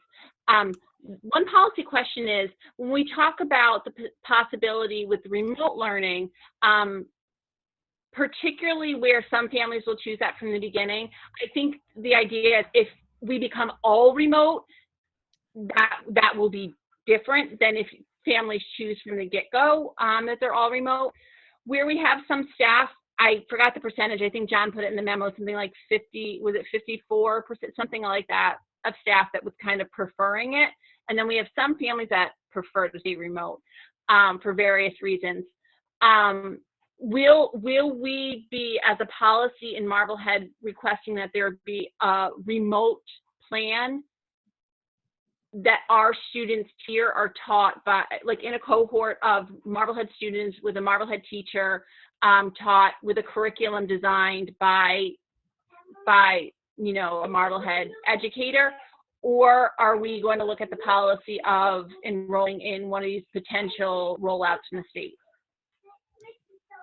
I think the quick answer to that is to be determined, because the state still has yet to come out with what options would be available to districts with any specificity. There is an option that they call playlist, which resonates with me because there might be course specific, and as a secondary person, high school person, that if you don't have a local educator or you don't have the local capacity for a course like that, for a student to say, okay, I'm going to do remote learning AP Physics, or I'm going to do remote learning civics. But I agree with you, Sarah Fox, that there are going to be a number of Marblehead educators that will be in a remote learning model, so we can cohort those students to have a Marblehead educator or professional as a point person. Now, the state system might be robust, and some families might look at it and say, that's great, we'll elect that, but there would still be a local Marblehead educator or professional as a point of contact. John, just to piggyback on that, so if a family chooses to be fully remote from the get-go, and then as a district, though, we are in some type of in-person. I agree with you on the when, because I also think it's a when, not an if, we end up in fully remote, much to my cringe. But those families, and I think this does depend on whether the state ends up and whether we end up buying into a state program, but the families that are fully remote from the get-go, do they have an ability when the district transitions into fully remote to rejoin on that level, or is that still kind of in the works, or It's a great question, and one that Nan and I were working together this morning. I really want to promote the idea of voice and choice. I don't want a family to feel like they're locked into a system, but then I want to make sure that we're not, we're taking educators and professionals into account that, okay, you had a cohort of 8 and now your cohort is 16. So how we group students, what the cohorts look like, that is another positive for the hybrid model that might be missed, is class size in the face-to-face instruction piece is going to be around 10. And so the elementary piece is focusing on numeracy and literacy in the time that they're in session. And then in those remote days, they will be focusing on other content areas, but really focused instruction on literacy and numeracy in those face-to-face sessions. And if I'm all over the map, I apologize, but there are so many moving parts and pieces that I remember something, and I think you guys need to hear that. So thank you for your indulgence. No, that's a great point, John. We've made it a lot in those teaching and learning committees, is what a teacher can do with 23 students versus what a teacher can do with 8, 9, 10, light years apart. We talk about how important small group learning is. Well, those chunks of time really are going to be small group learning. And it's going to be really exciting to see what can be accomplished during that time. And I think that it will be much more impactful because, listen, I'm managing 5 kids every day. It's a lot different than managing 2. So there's that. But I do feel that that's a really good point you made about how someone might want to take AP Physics and we might not have an AP Physics remote teacher. So we'll definitely have to work within those constraints. But for instance, if we have the availability to do a remote cohort of, 6th grade with a 6th grade teacher and her use her typical curriculum, I would, as much as possible, like to facilitate that model. I think there's a tremendous pride in Marblehead about our educators in what they do. And also, I think it will be very helpful for those students that are remote to kind of still maintain that social emotional connection to each other, to their friends. It can be very isolating for these children, I think. And so I think to still have a class of students and a teacher that they know and love, and particular projects, because I know, for instance, we do a lot of Marblehead specific projects that work with the state frameworks, but it's a sense of community and home at the elementary level, that I think that would be a really great way to still connect those students. That's part of the elementary model that I like, is that every day begins with that engagement piece. Whether you're in the hybrid model or whether you're fully remote, you are part of that morning time. Megan, go ahead. I'm just wondering, Nan, I mean, you and I talked about this briefly yesterday, but just, I'm trying to wrap my head around the model. So if we can just talk about the pre-K to 6 model in a little bit greater detail, I would appreciate that. One thing that kind of jumped out at me was the number of hours of in-person teaching versus total hours, because I get that they're getting both during, during their cohorts. But, if you can kind of talk through the rationale behind that, and again, go through some of the other models that you looked at in detail as well, and the challenges that kind of led you to where you ended up. Sure.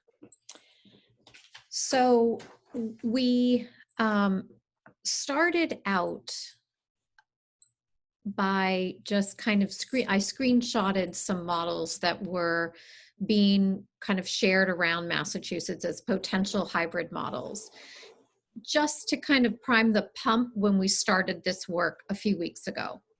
And what ended up evolving is completely unique and personalized to Marblehead Public Schools.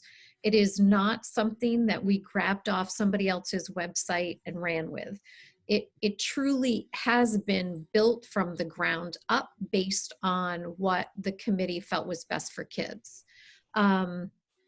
So to talk you through the structure of the day, as John said, it's a 2-week model. So on week 1, if you are in cohort A, you are in front of your teacher 3 times a week.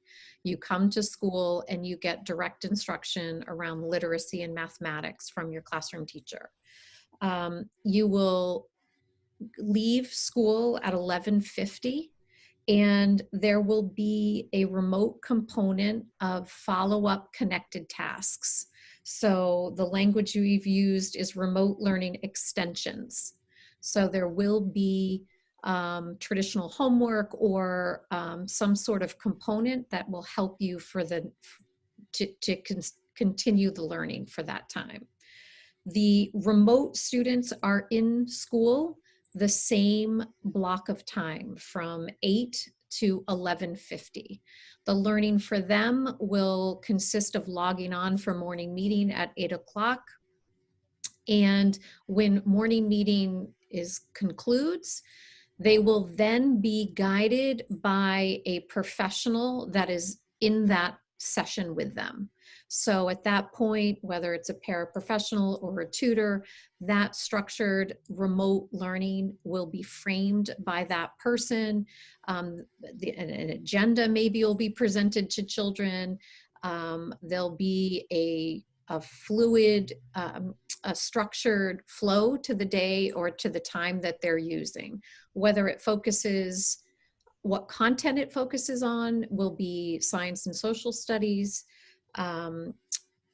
small group clarification, follow up in some cases on literacy and math, but it will be supported by a point adult during that time. They too will have extension activities to complete independently. And then the next day, cohort B will be in front of their teacher for literacy and math instruction from 8 to 11:50. Their cohort A friends will log on at 8 o'clock, join them for morning meeting, and then follow the same remote schedule as their peers did the day before. Does that help frame it a little bit for you, Megan? I can't hear you. Got it. forgot I put it on mute. So that's a good walkthrough, and I appreciate that. But can you also talk about, you know, again, why you landed there versus some of the other models that maybe you talked about? Like, what are really the strengths here to make this work versus, you know, some of the other ones you may have gone so through? teachers were very adamant. They wanted to see kids every day. They really did not want one day where they didn't see kids. They didn't want kids to not be in front of a teacher more than 3 days. They felt a 4-day rotation was too long to not be seen by a teacher. The concentration on literacy and math was another driving factor. They wanted in-person, the in-person instruction to consist of those foundational skills. So that was another priority put forward by our teaching staff. And I think it was echoed by our parental partners as well in the conversation.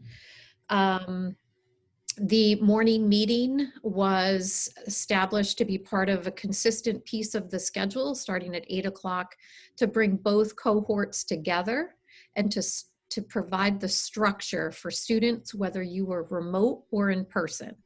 Your school day consists of the hours 8 to 11:50. And so we felt that that would support families and students in developing sleep routines and consistency throughout their learning environment so that they knew when and who and where to be when they were remote, and where and when and who when they were going to be in person. Okay, so the consistency piece, I think, is one of the things I mentioned with you, especially in terms of the schedule. So having the 3 days on and then the 2 days on the next week, especially for a younger set of children.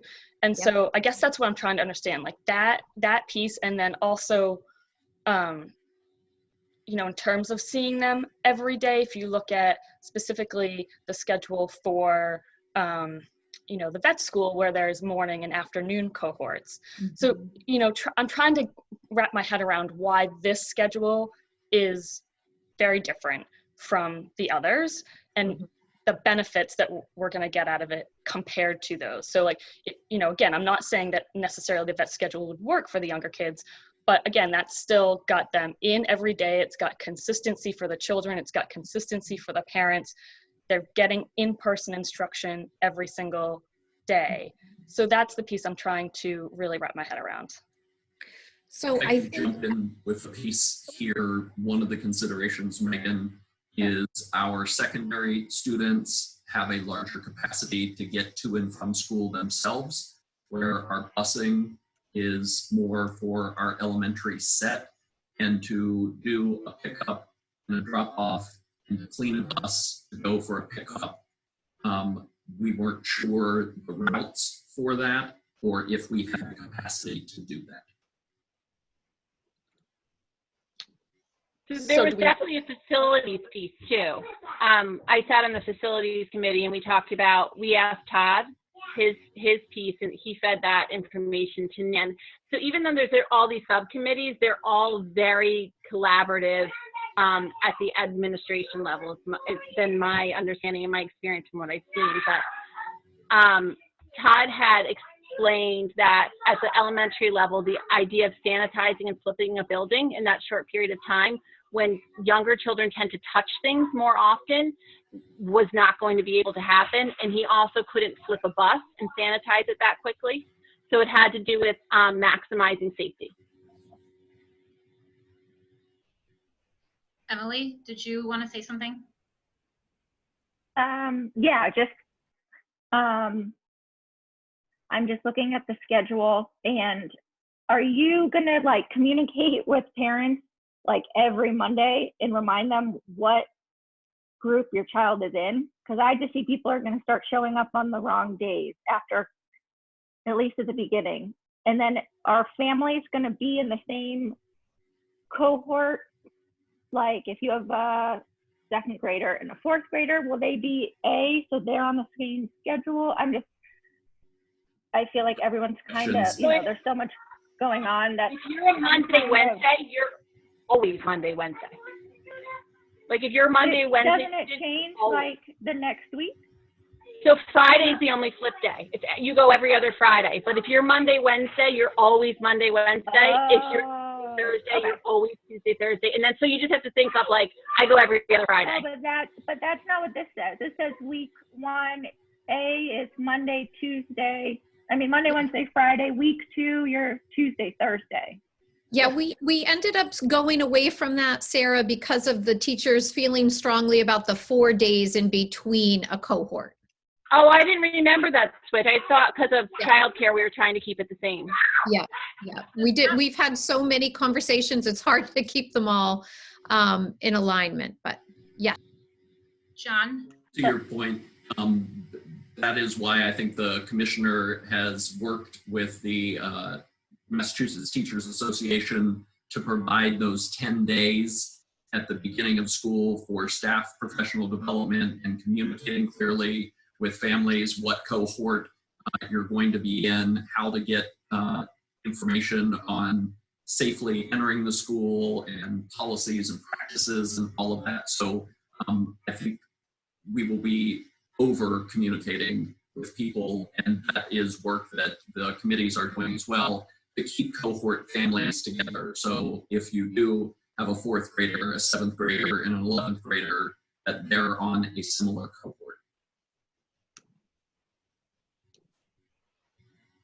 So I think one of the biggest concerns for me on the little kids, as a working parent, and particularly one who pieces together a bunch of different jobs, I think the piece where no week is the same, and so, you know, 1 week I would have to have one schedule, and the next week I'd have to have a different schedule, is tough. It's just really tough.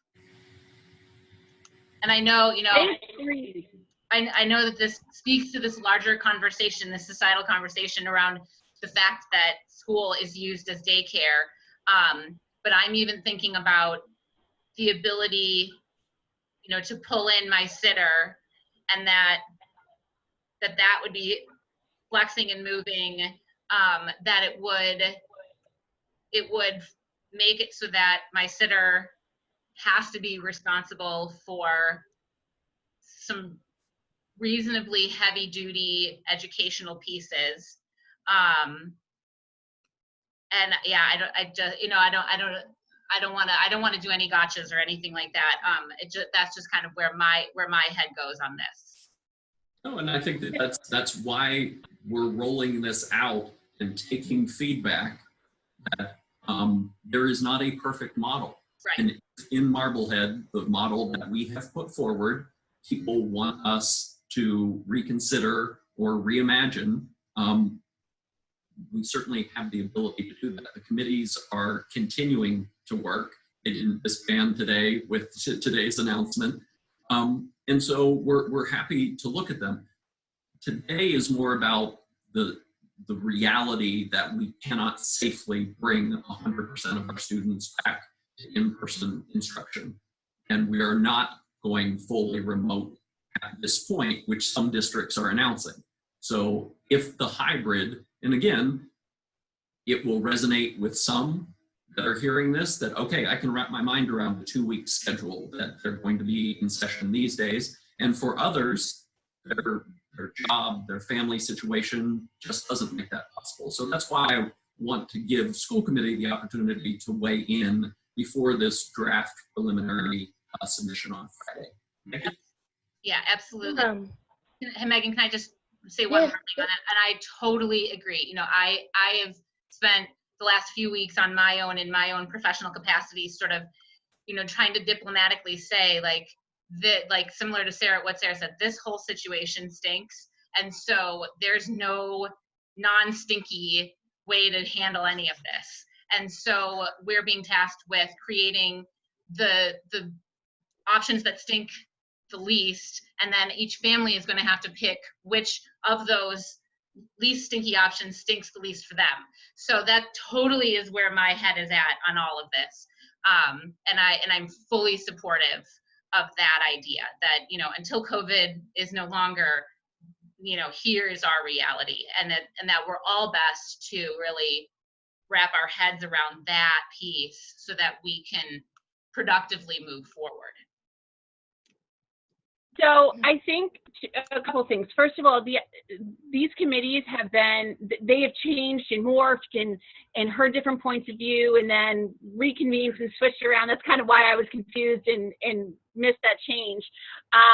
But I do think that, you know, what John said, John's doing a listening tour. I think that we purposely came back and added an additional 2 meetings so that this week, so that we can regroup with the information from the listening tours.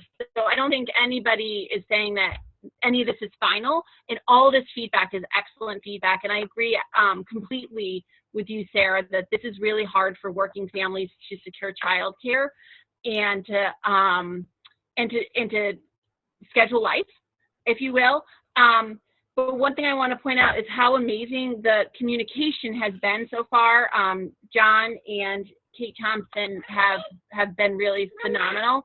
One thing I would request is when you talked about kind of figuring out those cohorts during that 10 days, that if we could get communication out to parents as soon as humanly possible about what cohort their children will be in, I think that, you know, there's limited spots for childcare right now. There's much fewer people willing to kind of go into other people's homes, or there's fewer spots at daycares. It's just limited. So I think the sooner people can kind of figure out what they're doing, the better. So if we just keep this momentum with our communication, I think that will be the important piece. Megan, I'm sorry, you wanted to say something. Yeah, no, it's all right. So John, I appreciate you kind of framing it in terms of setting our expectations and laying out the work that's been done. And I have no doubt that everybody has worked, like you said, feverishly. And it's an impossible situation, really. There's no great answer. I am very interested to understand the feedback from both staff and the community members. So I'm happy that you're doing those listening tours, and, if I can listen in where possible, I absolutely will, because I think that's an important piece to this process. I do just want to follow up, and again, I'm not trying to beat a dead horse, but I want to make sure that we have the information too. But Nan and Sarah, you mentioned challenges, if you will, around the busing and the facility turnaround. So that's the piece I would like to get more information on, not necessarily today or tomorrow, but, as we kind of work through these plans. If the busing is an issue, I guess I don't have the data to make any type of opinion on the number of students that are bused, how many buses do we have, how would we lay that out in a safe fashion, and if there's a gap, what is that gap and what's it going to cost us? So I would like to have more information on that. And also in terms of facilities, we absolutely have challenges there, especially in our older buildings and especially for our younger students, Coffin being a perfect example. But again, if we're saying that that's a challenge, how are we looking creatively and out of the box to use spaces that are not necessarily purely classroom spaces? And is there an opportunity to be utilizing those creatively and effectively? And again, I'm not saying it hasn't been talked about, but if I could get some clarification on that, I would appreciate it. And it doesn't have to be here at all, because I'm asking for it on the spot. But, if as we work through this process, I could get a better understanding, I would appreciate it. That stuff came up. Those questions came up. Questions of tents. I mean, when I say, we tried to skin a cat 27 different ways, we tried to skin a cat 27 different ways. Nan facilitated a phenomenal discussion. And one of the pieces is, and Megan, you'll probably appreciate this more than a lot of people from the budget standpoint, is we can take half of those students and maybe put them in a tent or the library or this and spread them out. We would have to double our staff, because we still need to keep that ratio 8 to 10 to 1 to get that spacing. So where's the money coming? Because our number one, 90% of our driver is staff budget. staff our salaries. So if we're going to add classes of children, we need to add staff. Well, one of the reasons I'm asking the question, Sarah, is because it was in response to my question of why can't we have, and again, I'm sure this has been looked at, I'm just trying to wrap my head around it now, is, you know, if we compare it to the other models for the upper grades, this model for the younger kids, pre-K through 6, does not have them in person 5 days a week. So if we looked at it, having them 5 days a week, similar to vets, morning and then afternoon, the response was facilities couldn't handle it. So my question is there a way, so that we're not having to clean down every classroom in between those two cohorts, especially in a school like Coffin, could we basically set up 2 classrooms so that you're not having to go through and clean in between them? So could you use the, you know, some of the rooms that are used for special education classes that might not be in this model, the cafeteria, whatever other spaces we have available to, so that you're not having to do that cleaning in between? So having done the walkthrough for the facilities audit in the spring, at our elementary levels, every single space is used. I mean, Sean's literally in a closet because he gave his office to be used for another purpose. People are in what were designed as copy rooms and storage areas at Village. I mean, there's like, because we shut down Bell, so we maxed out all of our other schools for classroom space. And we talked about tents, but then the idea of safety came up because it's health safety, air quality safety, but unfortunately in the situation we all live in now, we live in places, you know, kids are behind locked doors for reasons right now.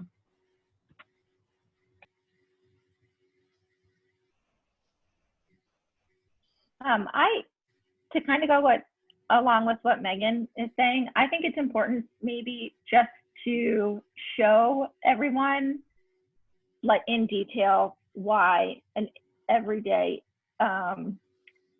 in school for the pre-K to 6 isn't an option, and just show, just to make it clear. And because I, you know, spoke to John yesterday and he explained it to me and it makes sense, but if you don't know the information, you know, people are going to, I think, get frustrated and say, well, why not? And if it's all laid out clearly, like this is why we can't do it, this is why this model was chosen, it might help in just getting everybody on board. So the suggestion there. Yeah. Good point, Emily. Can I ask a clarifying question? And in looking at some of the schedules, I think it makes sense. If I hop over to the vets, so cohort A is in the morning on Monday, cohort B is in the afternoon. Is cohort A in remote learning in the afternoon, or are they working on homework and just kind of existing as students exist after school, and you know, then flipping, you know, each day, or are they sort of attending but just in different ways each day? They will have things to do. There will be not like synchronous remote sessions, but they will be tasked with work to be done so that it isn't just when your cohort is done, you're done for the day. Great. That synchronous piece. So thank you, John, who didn't use the word.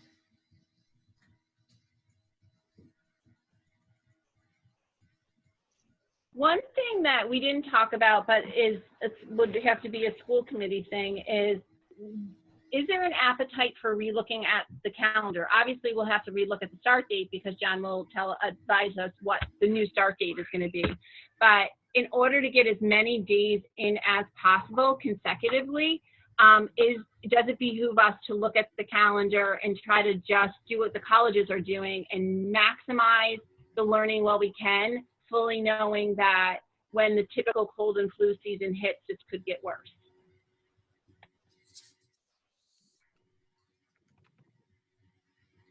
I think you know, I think any option that is brought to us is on the table. in my opinion. I think if that is where the direction that the administration starts to think makes sense, then it should absolutely be brought to us for a larger conversation. I will say on that, just looking through the calendar, because Sarah was thinking, could the calendar be adjusted too? But Bill did a really good job of keeping our calendar pretty tight. So there's not a lot of, historically we've had a lot of kind of broken weeks, especially in the beginning of the school year. It doesn't look like we have a lot of those. We've got a PD day here and there, which maybe, especially since we've got some extra training days at the start of the year, we might want to think about how do we kind of structure that so it's as effective as possible throughout the year, because it's different from when we approved this back in February. But, aside from that, especially in the first half of the year, it's basically just, federal holidays, right? Well, I think that's what my suggestion, that we only go with federal holidays for this year. I think I'm just looking through December right now. Aside from one professional development day in October, that's all we've got, I think. Oh no, we've got 2 half days for parent conferences. So. And I do think we had some more days off at the beginning of the year. I mean, I've got the calendar up right now. I don't see it, but aside from, the holidays.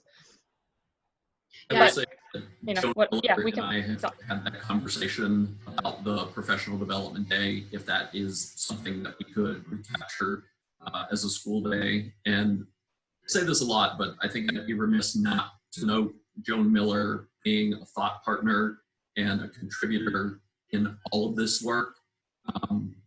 Not to be specific, but I hear from colleague superintendents who are just at odds with their teachers association, and I cannot say how appreciative I am of the collaboration of MEA with me on this work.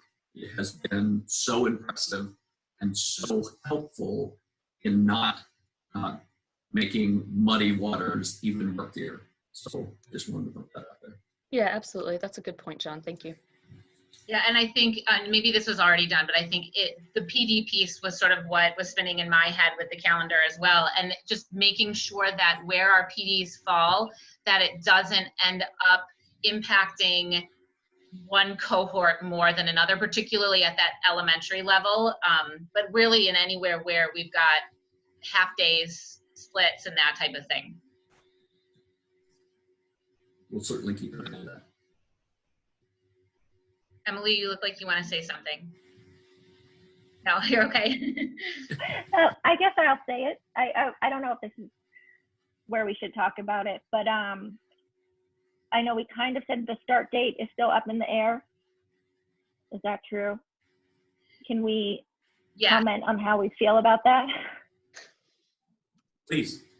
So I think starting so late in September is not the best idea, in thinking that maybe we will have to go remote at some point in the winter, that if we can get, as I think someone had mentioned this, get kids in school as we can in the fall, and maybe take some of those extra days and use them to switch to remote, if that has to happen, to use those professional development days there.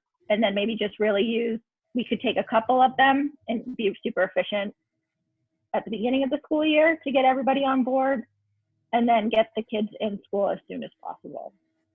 I feel like that's,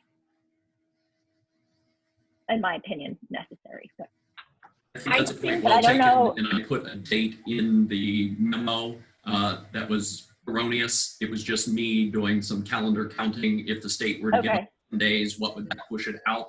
And so that is not a proposed start of school date for me. But I also want to be sensitive to making sure teachers feel that they have been provided adequate time to work safely with students. So I want to find a balance between the bad date that I put out and what will date for the others.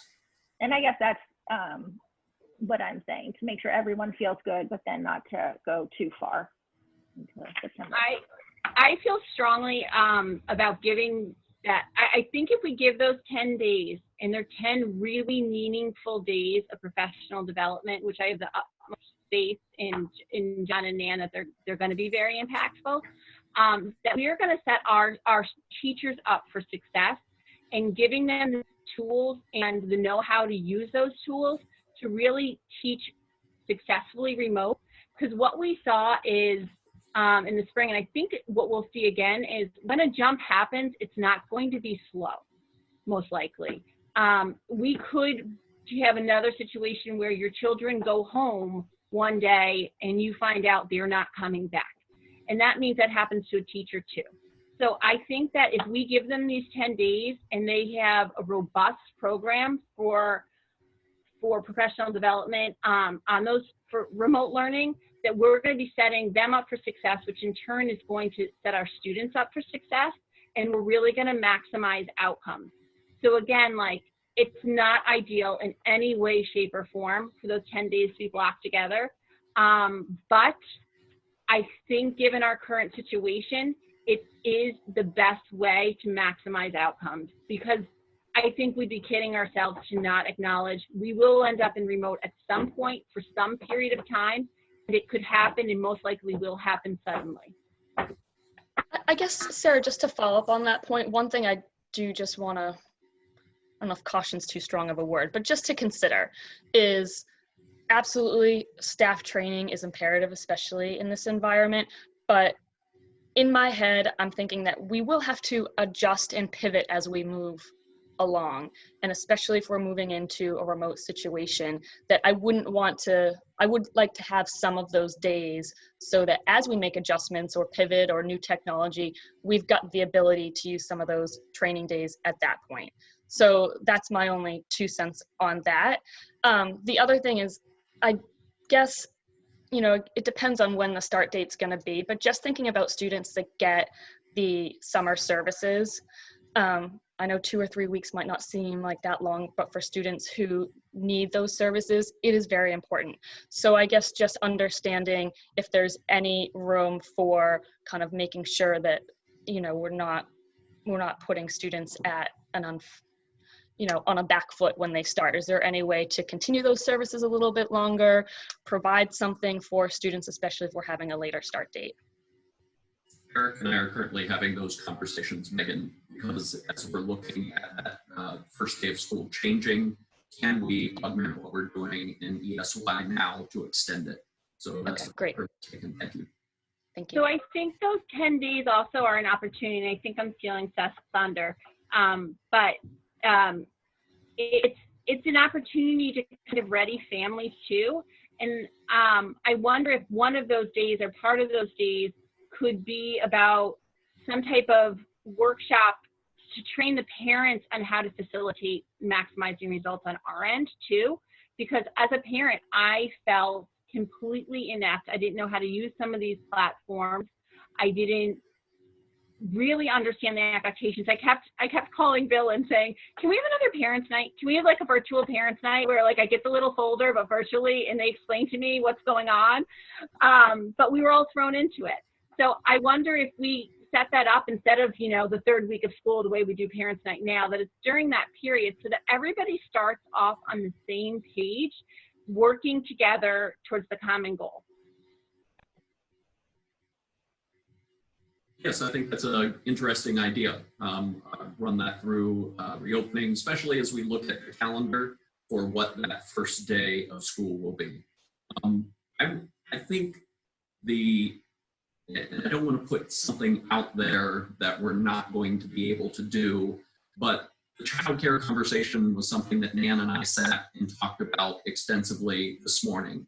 That's very much on our radar of how could we support families in an out of the box thinking way with the funding that we have and the resources that we have and the community partners that we have. What sort of options might be there? So I'm not suggesting that we're doing anything, and I'm not suggesting that we're doing nothing, but it is part of the discourse that's going on right now, because we know that that is a significant piece. I will also say the districts that are announcing they're going fully remote, that's even more challenging for families because now they're being told, you know, if they're back to work, which many of us are back to work, that they're going to be in need of 5 days a week, week after week of figuring these schedules out.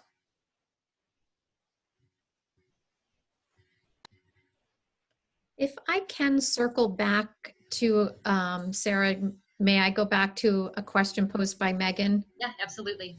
Okay, both Megan and Emily were trying to tease out a little bit more about how we landed where we did with the hybrid.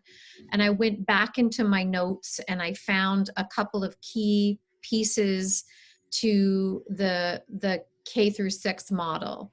One, the AM, PM, if we were to do 2 sessions in one day in person for kids, the blocks of instructional time would have to be reduced to accommodate getting kids in and out, and then sterilizing and then back in, so that the teachers felt like they didn't want to lose that instructional time by reducing the time in front of them.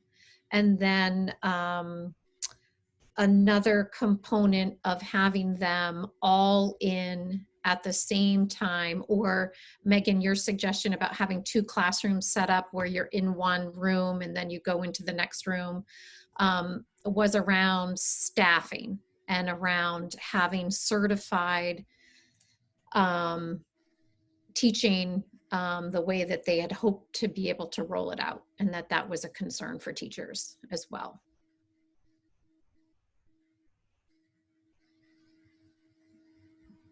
Thanks, Nan. Thank you. All right. Thank you. Is there anything else on this? I just want to acknowledge that everyone's in mourning. Our educators are mourning the way that they've learned to teach and love to teach. Our parents and our students are in mourning for the way that they used to, you know, experience school. And it sucks. It just sucks. There's no other way. But I do think that we're well on our way to the best of a bunch of not great options. I agree with that completely. And I know for sure that everyone is working, you know, just nonstop on making sure that these plans are airtight in the end, that, you know, that they're changing, that they're dynamic, and I think it deserves saying that, you know, what's due to the state on Friday is not what's due to the state on the 10th, and that, you know, there will be other passes at all of these plans. And, you know, I feel like I'm on like a pendulum with this whole thing, that, you know, a month ago, I thought one thing, and then 2 weeks ago, I thought a completely different thing. And now I'm back to this other thing, but it's a little changed as well. So, you know, I can only imagine where in 2 weeks or a month or 6 weeks, this is all going to sort of take shape and actually be put into motion. And then there's an athletics committee, which the biggest joke in town, I swear, is that I'm on that.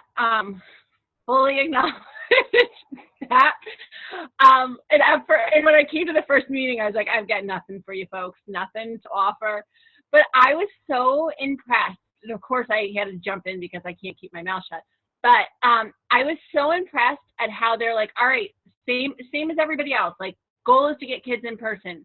If we can't get kids in person, how can we still like give these kids these outlets? And I've just been impressed at the out of the box thinking there too. So I just wanted to put that out there.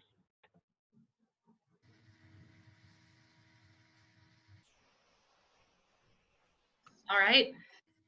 Well, I will move us along if that's where we're at. So that that takes us then to the financial piece of our meeting. And it brings us to our schedule of bills. It was a relatively significant schedule since it's been a while since we've met. And I believe in keeping with the way that we're signing and everything, everybody should have all of the schedules in their Dropbox, but that I think it was half of them were signed by me and half of them were signed by Sarah since I was out of town. So is Michelle with us at this point? Oh, yes, I see you, Michelle. So does anybody, I'll ask for the motion. So can I get a motion to approve the identified schedule of bills totaling $486,460.27?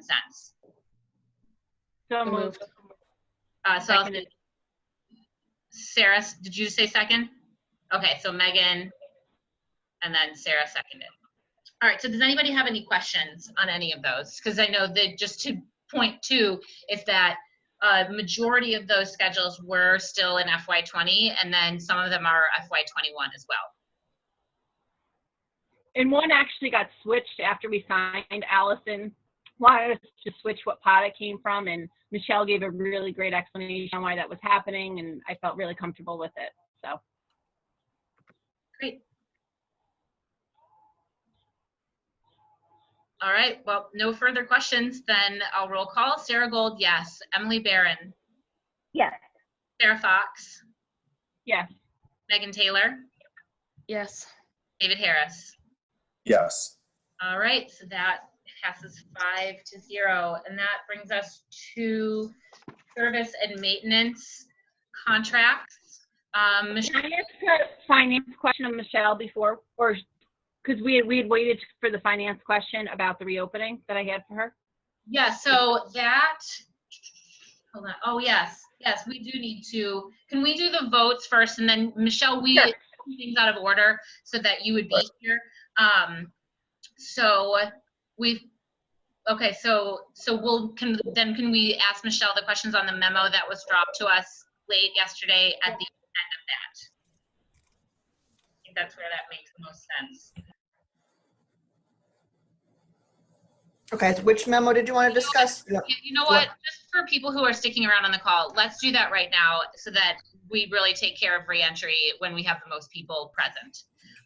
So the memo is This is the financial streams, right? yes, the COVID-19 related lines. Yes. I received a couple questions last week about what we have available for COVID related costs. So I put this together yesterday, so that's why it originally wasn't in the packet. It wasn't planned to be there, so I apologize for the lateness of it. But we have various pots of money which we will be able to tap into to fund all of these various costs. And for the most part, there are very few restrictions on what we can spend these monies on as long as they are COVID related. So announced back in the late spring, early summer, the town was granted an amount of $1.8 million. At that point, every single town department submitted what they thought was going to be their rough estimate of costs between now and the end of December.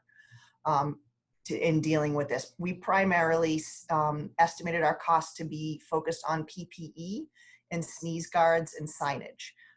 So really that's what we focused on at that time. And our estimate was $454,725. So that amount of money has been set aside by the town for school needs related to COVID costs. But I should mention that the town administrator has mentioned that if our costs are higher than that and higher than our available funds, that we may be able to dip back into that bucket of money and be able to have some more of our costs covered by that 1.8 million, because we surely don't want to turn anything back at the end of December that we haven't spent. The second amount on that memo that I listed, and these are all in the box towards the second half of the memo on the one page, is Elementary and Secondary Schools Emergency Relief Grant. This is the grant that was initially announced probably a couple months ago. We refer to it as our ESSER grant. And this is in the amount of $91,612. The amount has been specified by the Department of Ed and has been released. We will be submitting an application of how we will be spending this this funding. And I do want to note that this is the only pot of money that is actually able to be spent over a 2-year period. So this can, you know, does not need to be spent right away whatsoever. So I think we should be very methodical in what we determine we're going to be spending this grant on. And I'll be working very closely with Nan and John and the team to determine, you know, what we're going to use that for. The second grant, but third item on the funding summary is called the School Reopening Grant, or the Coronavirus Funding Grant.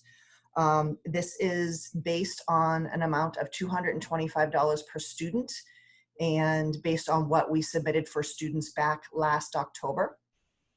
So we're estimating that we're going to receive $680,175. This is also a grant. It is not a competitive grant, so we will automatically receive this amount of money, assuming we put an application in. We just need to determine how we're going to spend that money. That application is also due by the end of August, but does need to be spent by the end of December. So we need to determine what we will be spending that on. I have a feeling that a lot of that will be going towards technology. The third grant and fourth line on that summary is the Remote Learning Technology Essentials Grant. This is actually a competitive grant. There's not a specific dollar amount that we would be eligible for, but it is based on need. In talking with Nan earlier last week, we're hoping to be able to submit for this one. We're hoping that we are awarded it because we certainly have some technology needs. This grant does have a matching requirement, but the matching requirement can be taken from one of the other grants or the town portion of that 1.8 million. So certainly we do not have to have that matching amount come from our operating budget, which is great news because that's usually how grants work. So we don't know what that amount of money is going to be, but anything we receive through that grant will be greatly appreciated and used towards meeting our technology needs. And then finally, we have a budget line item within the school's operating budget that we established in late June, I want to say. It was probably later half in June, where we funded $168,699. And that can be used for any COVID cost whatsoever, or can be used for non-COVID costs, but right now it's in a COVID-related line. I do want to mention that all of the state and federal funding sources cannot be used for any revenue shortfalls. Right now we have kindergarten, preschool tuition in a revolving fund, and we also have our food service revolving fund. Both of those funds will see a decrease in revenue of some sort, shall we operate in a remote environment once again. So we could actually use that $168,000 to offset some of our revenue shortfalls in the revolving funds if needed. Otherwise, we will have to either dip into those fund balances, depending on how much they are during the rollover, which will happen later next month, or we will have to absorb that within the operating fund. So altogether, the funding that we currently have in place for COVID-related costs is $1,395,211. And that basically is the minimum we have available, because we do have an additional ability to tap into the town's funds, and we do have an additional ability to receive this technology grant. So I think we're in a pretty good position overall. I mean, certainly we need to go back now and look at some additional costs now that we have an idea of how we'll be reopening. For example, we are in the process of ordering desks for a few of our schools because we were using tables in those locations. So we're ordering desks right now. The METCO program, if we're having split days at the high school and middle school level, we're going to have additional busing costs. So we will certainly need to take those into consideration. We have additional staffing costs in terms of just the disinfecting and the cleaning. So we are looking to hire a temporary staffing firm for some of those janitorial needs. Obviously, we had the PPE budgeted, and that was part of the 1.8 million. So we knew those costs early on. And then our technology needs. Our technology needs are, you know, can be almost limitless. And really, if we have these funds available, we really should, you know, focus on what we need to make a great learning environment and give us all the tools to our staff and students so that we can do the best job possible. If you have any questions, feel free to shoot away. Excellent summary. Thank you very much. David, did you have questions, or are you good? No, I was just saying that's a great summary. It clarifies a lot of things that we've been hearing. So thank you very much for that. And yeah, that's really helpful. Sarah, go ahead. Thank you. So my main concerns for finance is mostly these revolving funds, because as you noted, we can't draw for off these other grants for lack of revenue, which they would count as. So the activities fees will also, I would assume, be down. So that's one thing to look at. The food service, the kindergarten. I think that my biggest concern, to be perfectly honest, is the kindergarten and pre-K tuition.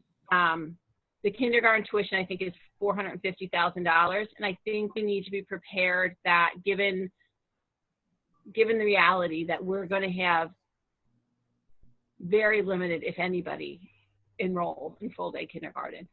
So we really need to take a hard look at that because we can't pull that from those grants. And then also the transportation piece, Michelle, are we getting any numbers in yet for our out-of-district placement transportation numbers? Because that's a big driver. Whereas they're going to have to change how they transport and how many children at once. So I have to assume their costs are going to climb. Well, we are looking at, we had a transportation subcommittee meeting last week, and Eric and Peg were focused on looking at the special ed transportation piece. We're also looking at some in-town transportation that we were providing to special ed students that were not required. So we do expect we'll see some, you know, some savings there. It certainly won't cover a huge amount of increased costs, but we are diving into that right now to see what that's going to be. And then in order to minimize the additional expense in the METCO transportation, is there a way to coordinate with NAN on the teaching and learning to see how we can line up those cohorts a bit better to maybe limit the number of buses that we're running back and forth in any given day? Yes, that will be our plan going forward at this point, to see, you know, how the schedules go together and what we can do. NRT is our transportation contractor for our METCO transportation, and they had reached out to me a couple of days ago to see if we were going to need additional buses. I do not believe we'll need additional buses, but I believe we might need additional runs if we're having split days. So we will be investigating that with them. And do we anticipate any issues with delayed procurement for technology, seeing as there's probably going to be an increased demand for technology, I would say, particularly the level at which schools are utilizing? I am not directly involved with the technology committee. I am part of the larger committee, but I do know that we were seeing some backlog with Chromebook orders, Chromebook availability. We had ordered about 200 Chromebooks in June, which are coming in or have just come in. I'm not sure of the specific status of that, but I do know that Kathy was trying to prep orders as quickly as possible to get them into the pipeline. So while we may not be able to secure as much technology as we would hope, we're certainly working on that, and I think we'll be in decent shape. John, you had your hand raised at one point. I'm just working with Jasmine Boyd Perry on the METGO process and what METGO schools are doing. And she is she was on the conference call with NAN for a couple hours yesterday. And so we're looking at the number of students and probably putting them in an afternoon cohort whenever possible, so that they are here for after school activities, whatever those might be. We'll wait to hear from the athletics and activities subcommittee a little more on that. But we are working with Jasmine on the Medco piece. Great. All right. Any other questions for Michelle on that? Okay, Michelle, Michelle, do you foresee how many months could we sustain the full fiscal year with this 1.3? Unfortunately, everything but the 91,000 has to be used by the end of December. So even if it covered our costs, we are not able to incur those costs past December unless the federal government makes some type of extension to that. Are we allowed to prepay or prepay, additional transportation costs or anything like that, or no? No, not if it's a specific periodic cost. If it's an annual cost, then yes, we're able to pay for an entire year. But if it's a monthly cost, then no, we are not able to.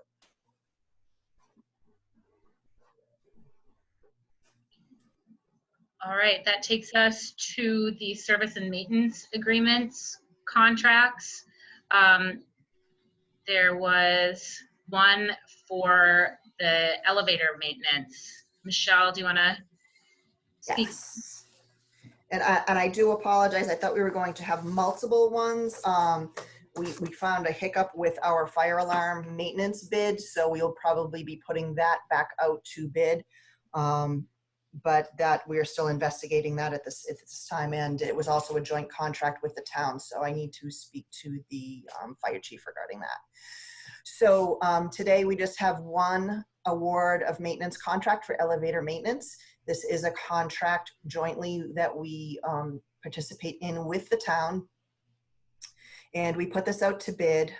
We had previously been with City Elevator. Their contract expired on June 30th. And so we put this out to bid. Bids were opened on June 24th. We received 3 bids, one from City Elevator, the incumbent from Woburn, in the amount of $59,090.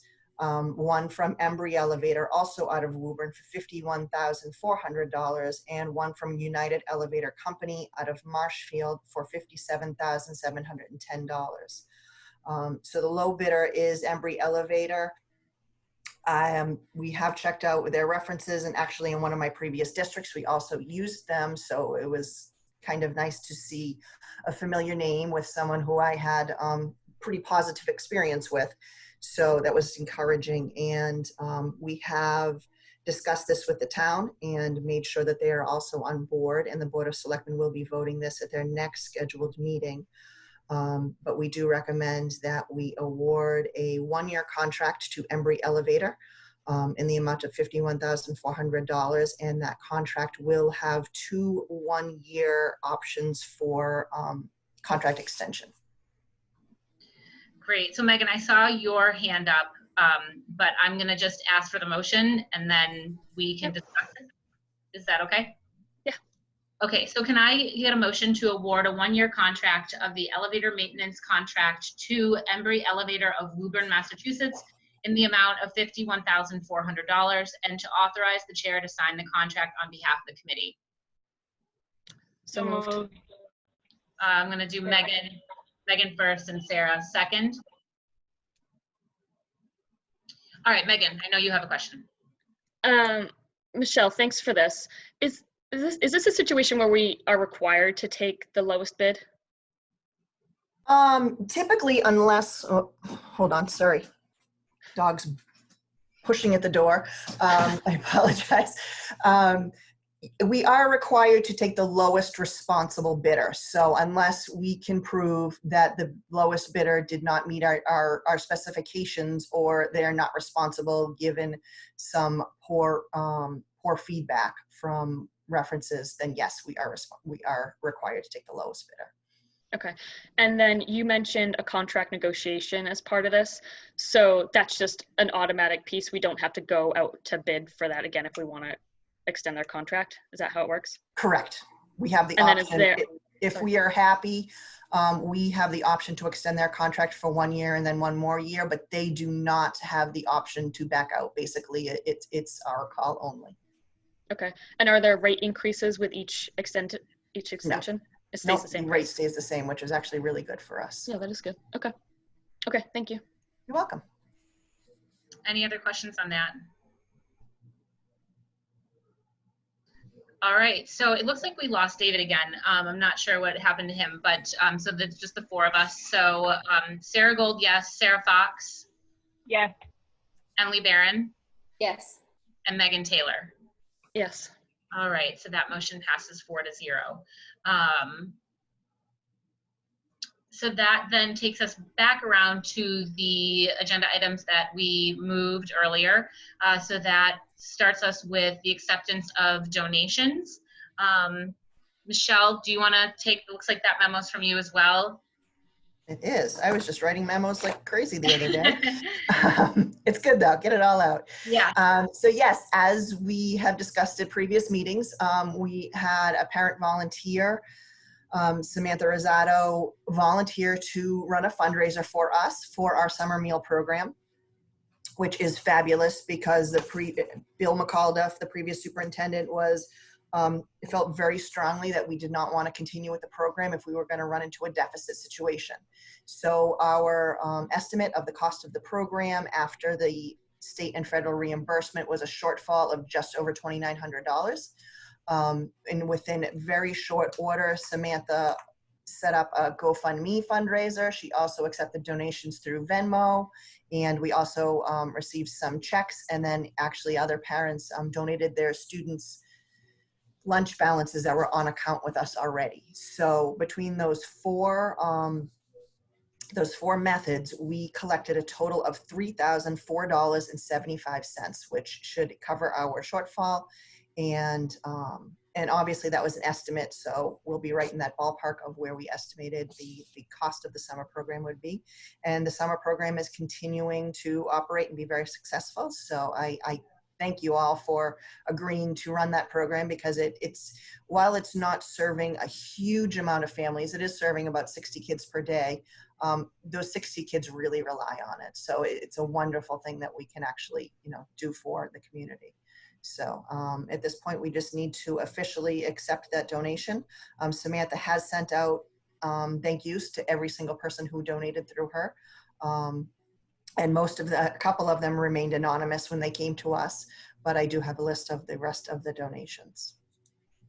Great. Thanks, Michelle. And again, a huge thanks to Samantha Rosado for everything she's done for that fundraising. So I will ask for a motion to accept donations totaling $3,004.75 from various individuals to be used for the summer meal program. So moved. Sarah Fox moved. Second. Emily second. Any questions for Michelle on that?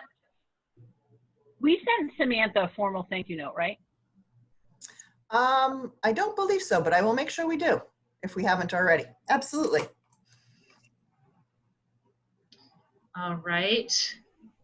No questions, just thanks again to Samantha and the community and Michelle. Just a good one. Thank you. Moving into the fall, what was the number? What were we, 7,000 a week? It was that needed to come out of our operating budget to keep that program open? Yeah, it was in the high sevens. I want to say it was like 7,800, 7,700. Did that come from one of those line items that you presented? Or no, that's lack of revenue? No, it would have to be a cost that we have to institute to address COVID costs. So existing staff wouldn't be able to be charged to any of the COVID lines. Okay. All right. We're going to need to look at where that comes from. Yes. I'm always the wet blanket. I'm sorry. Oh, these are the things I'm thinking. Just don't publicly say a lot of times. Yes. Write that thank you note. We might need to call her again. All right, I will call for the vote. Sarah Gold, yes. Emily Barron, Yes. Megan Taylor, Yes. Sarah Fox. Yes, and thank you again to Samantha and everybody who donated through her. So that vote passes 4-0. All right, so I think for our final agenda item today, we have the district letterhead logo discussion. So basically, John is looking to order new letterhead and new business cards for the new people in the district. And we just sort of, there was I believe, let me see if I can pull this up and so that I have person's name. A visual arts teacher, Miss Leah Bordieri at the high school, has put together some drawings with the Marblehead M. We all had 2 different logo, we had the business card mock-up and then 2 different letterhead mock-ups using the M with the hat on it. They look really sharp. So what we are tasked with is we need to approve the business card template that was in the Dropbox, as well as approve one of the letterhead options so that they can get things ordered. Do you mind putting them up just so the public can see? Because there was definitely a lot of work that went into these. Sure, I will start with the. Oh, John's got it. Just everybody zoom in on John. I will still look for it in mine. So her image was in color. My screen's really bad, so it looks black and white, what John's holding up. Are we going to have them printed in color or in black and white? In color? In color. All right, let me share my screen. This is the business card that will come up.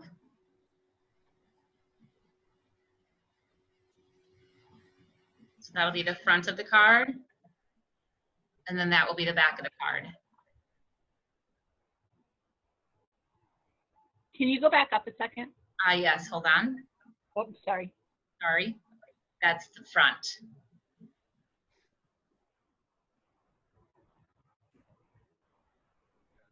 I'm going to go down as well. No, I just was wondering because John's added all these extra avenues for communication that people are really excited about. Would this be the appropriate place to like put some of them, but probably not? I think just the website is. I was just thinking, like, I haven't done business cards in a while, so I don't know if people put that stuff on them now. I think everything that's been developed is linked off of the marbleheadschools.org, so probably so that we don't have too many things going on a business card. Yeah. And that one will always remain the hub, regardless of what is linked. Okay. And then I will pull up letterhead option 1. They're very similar. I actually had to go back and forth multiple times to figure out what the difference was. So the difference is on this letterhead option 1, there's a line underneath the artwork and writing, and then nothing else. And then on option 2, there's no line underneath, but there's a line in between the Marblehead Public Schools and then from the desk of whoever it's coming from. Visually, I like the line underneath. I think it's more in line with what you see often. Mm-hmm. And it gives, I think, a clear definition between like the header and the body. That was really the only thought that I had of sort of what was tipping me, and I just was wondering if there was any kind of trend on letterhead that where it's pushing towards the line in the middle or the line underneath. I mean, what's the hot trend in letterhead? Letterhead. The graphic person in me is gonna get nitpicky, like where it says the logo on the left, I feel like should it be equal to the size of what's on the right? Height wise. Just slightly. Yeah. I saw that too. Yeah. It needs to be like the same. Yeah, and should the M, yeah. It needs to go up just a little bit. John, you're the one that has to use it the most. Which one do you like the best? Right. I'm just thrilled to be able to bring such highbrow conversation to here in Marblehead. I mean, important decisions. This is so much lighter and more relaxed than the reentry conversation. It is, and it's almost embarrassing, so I'm going to apologize to the Facebook group that is going to skewer me for having a logo conversation after the reopening dialogue. I will say that I'm very appreciative of Lisa in my office and the graphic design teacher at Marblehead High School for collaborating on this. And I don't feel strongly about option 1 or option 2. I think that they're both very nice. And the former letterhead had the town seal. And there was just not a pristine is the wrong word, but a clear image of that. It's all kind of distorted on our current letterhead and logos and stuff. So I like the kind of refresh that this offers. Yeah, and I love that you used our internal resources wisely. Absolutely. And I like that it represents the schools. You know, we are the schools within Marblehead. And so I like that it's sort of, you know, I'm always a fan of the little like ways to which you can kind of build the morale and kind of the, I don't know what word I'm looking for. It's been too long. Branding. Yes, the branding. Thank you. All right. So it seems, Megan, or Emily, did you have something to say? Okay. Okay. So it seems like I'll ask for a motion on the business card first. So I'll ask for a motion to approve the business card template.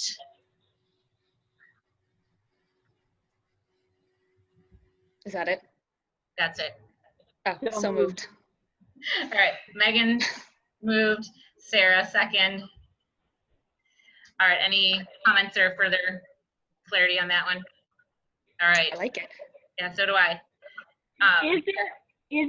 Is there more of a usually I'm like such a miser today.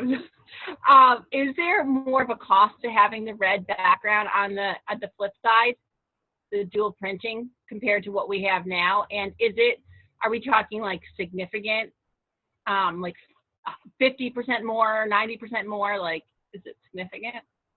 I can look into that. I don't know, but I could almost guarantee that having the two-side printed would be more expensive.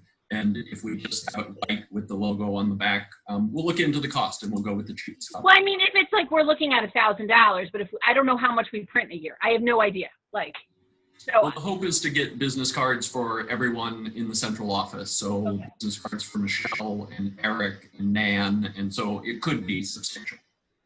Okay. I love the design. I just know that printing can get expensive in multicolor and dual side. All right, Sarah Gold, yes.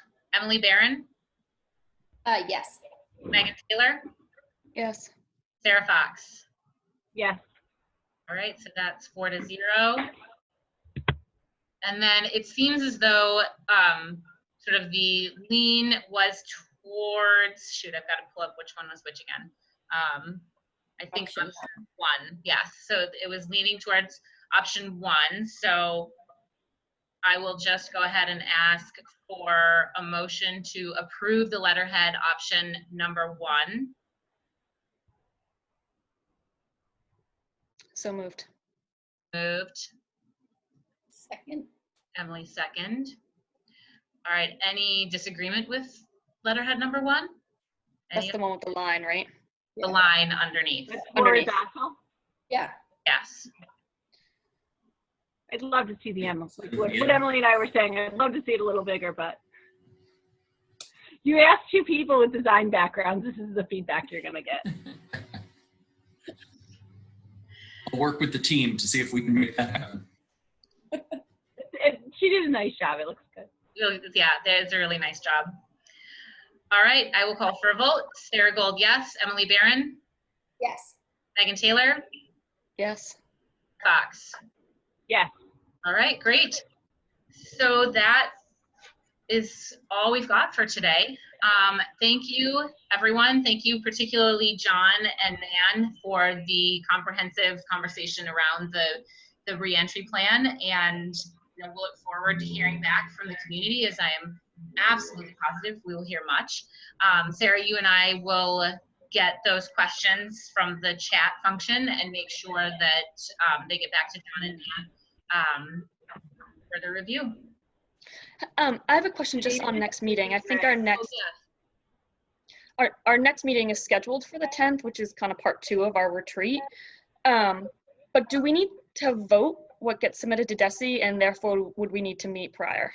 Yes, we do. So yes, we definitely need to have another meeting before the 10th. So the 10th, if I'm remembering correctly, is a Monday. Yeah, I think so. So my guess would then be that we would look probably at the 7th. that's a Friday. That's a Friday. I mean, that's fine, but Guess would be that we'd be working, that we'd want as much time as possible for that plan to really cement. John, oh, and yeah. correct? So Yes. not to be a real pain here, but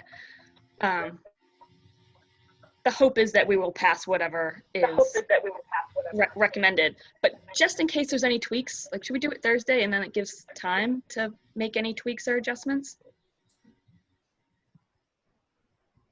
Okay. So pushing towards maybe a Thursday evening at that point. So that Thursday the 6th. So why don't we tentatively set for Thursday the 6th at 7 p.m. Okay. John? I'm always for earlier, but 7's good. I serve at your pleasure. 7, I just say that just because for continuity's sake, and that's when our usual Thursday meetings are. Hopefully we can keep that to keep the meeting to a minimum on the agenda, and maybe even just to that, particularly since we'll be having another workshop style meeting on Monday. Yeah, just a reentry focus, right? Yeah. Yep. Okay. Yep. Okay. All right, if anybody ends up having an issue with that and we need to tweak it, obviously we've got some time before we need to post that. So just reach out and let me know. All right. Okay. With that, While you're booking that, I did what David said. I copied and pasted the chat into a Google Doc and shared it with Nan because she has our other questions, and John. But it literally is just a copy of it. It says like from iPhone to everyone. So it's definitely messy, but it's there. okay, great. Great, thank you. So I can end the meeting without worrying about losing anything or having it go into the abyss on my computer. Okay. All right, so I will adjourn us at 1:24 p.m. then. Thank you, everyone. All right, thanks. Thank Thank you.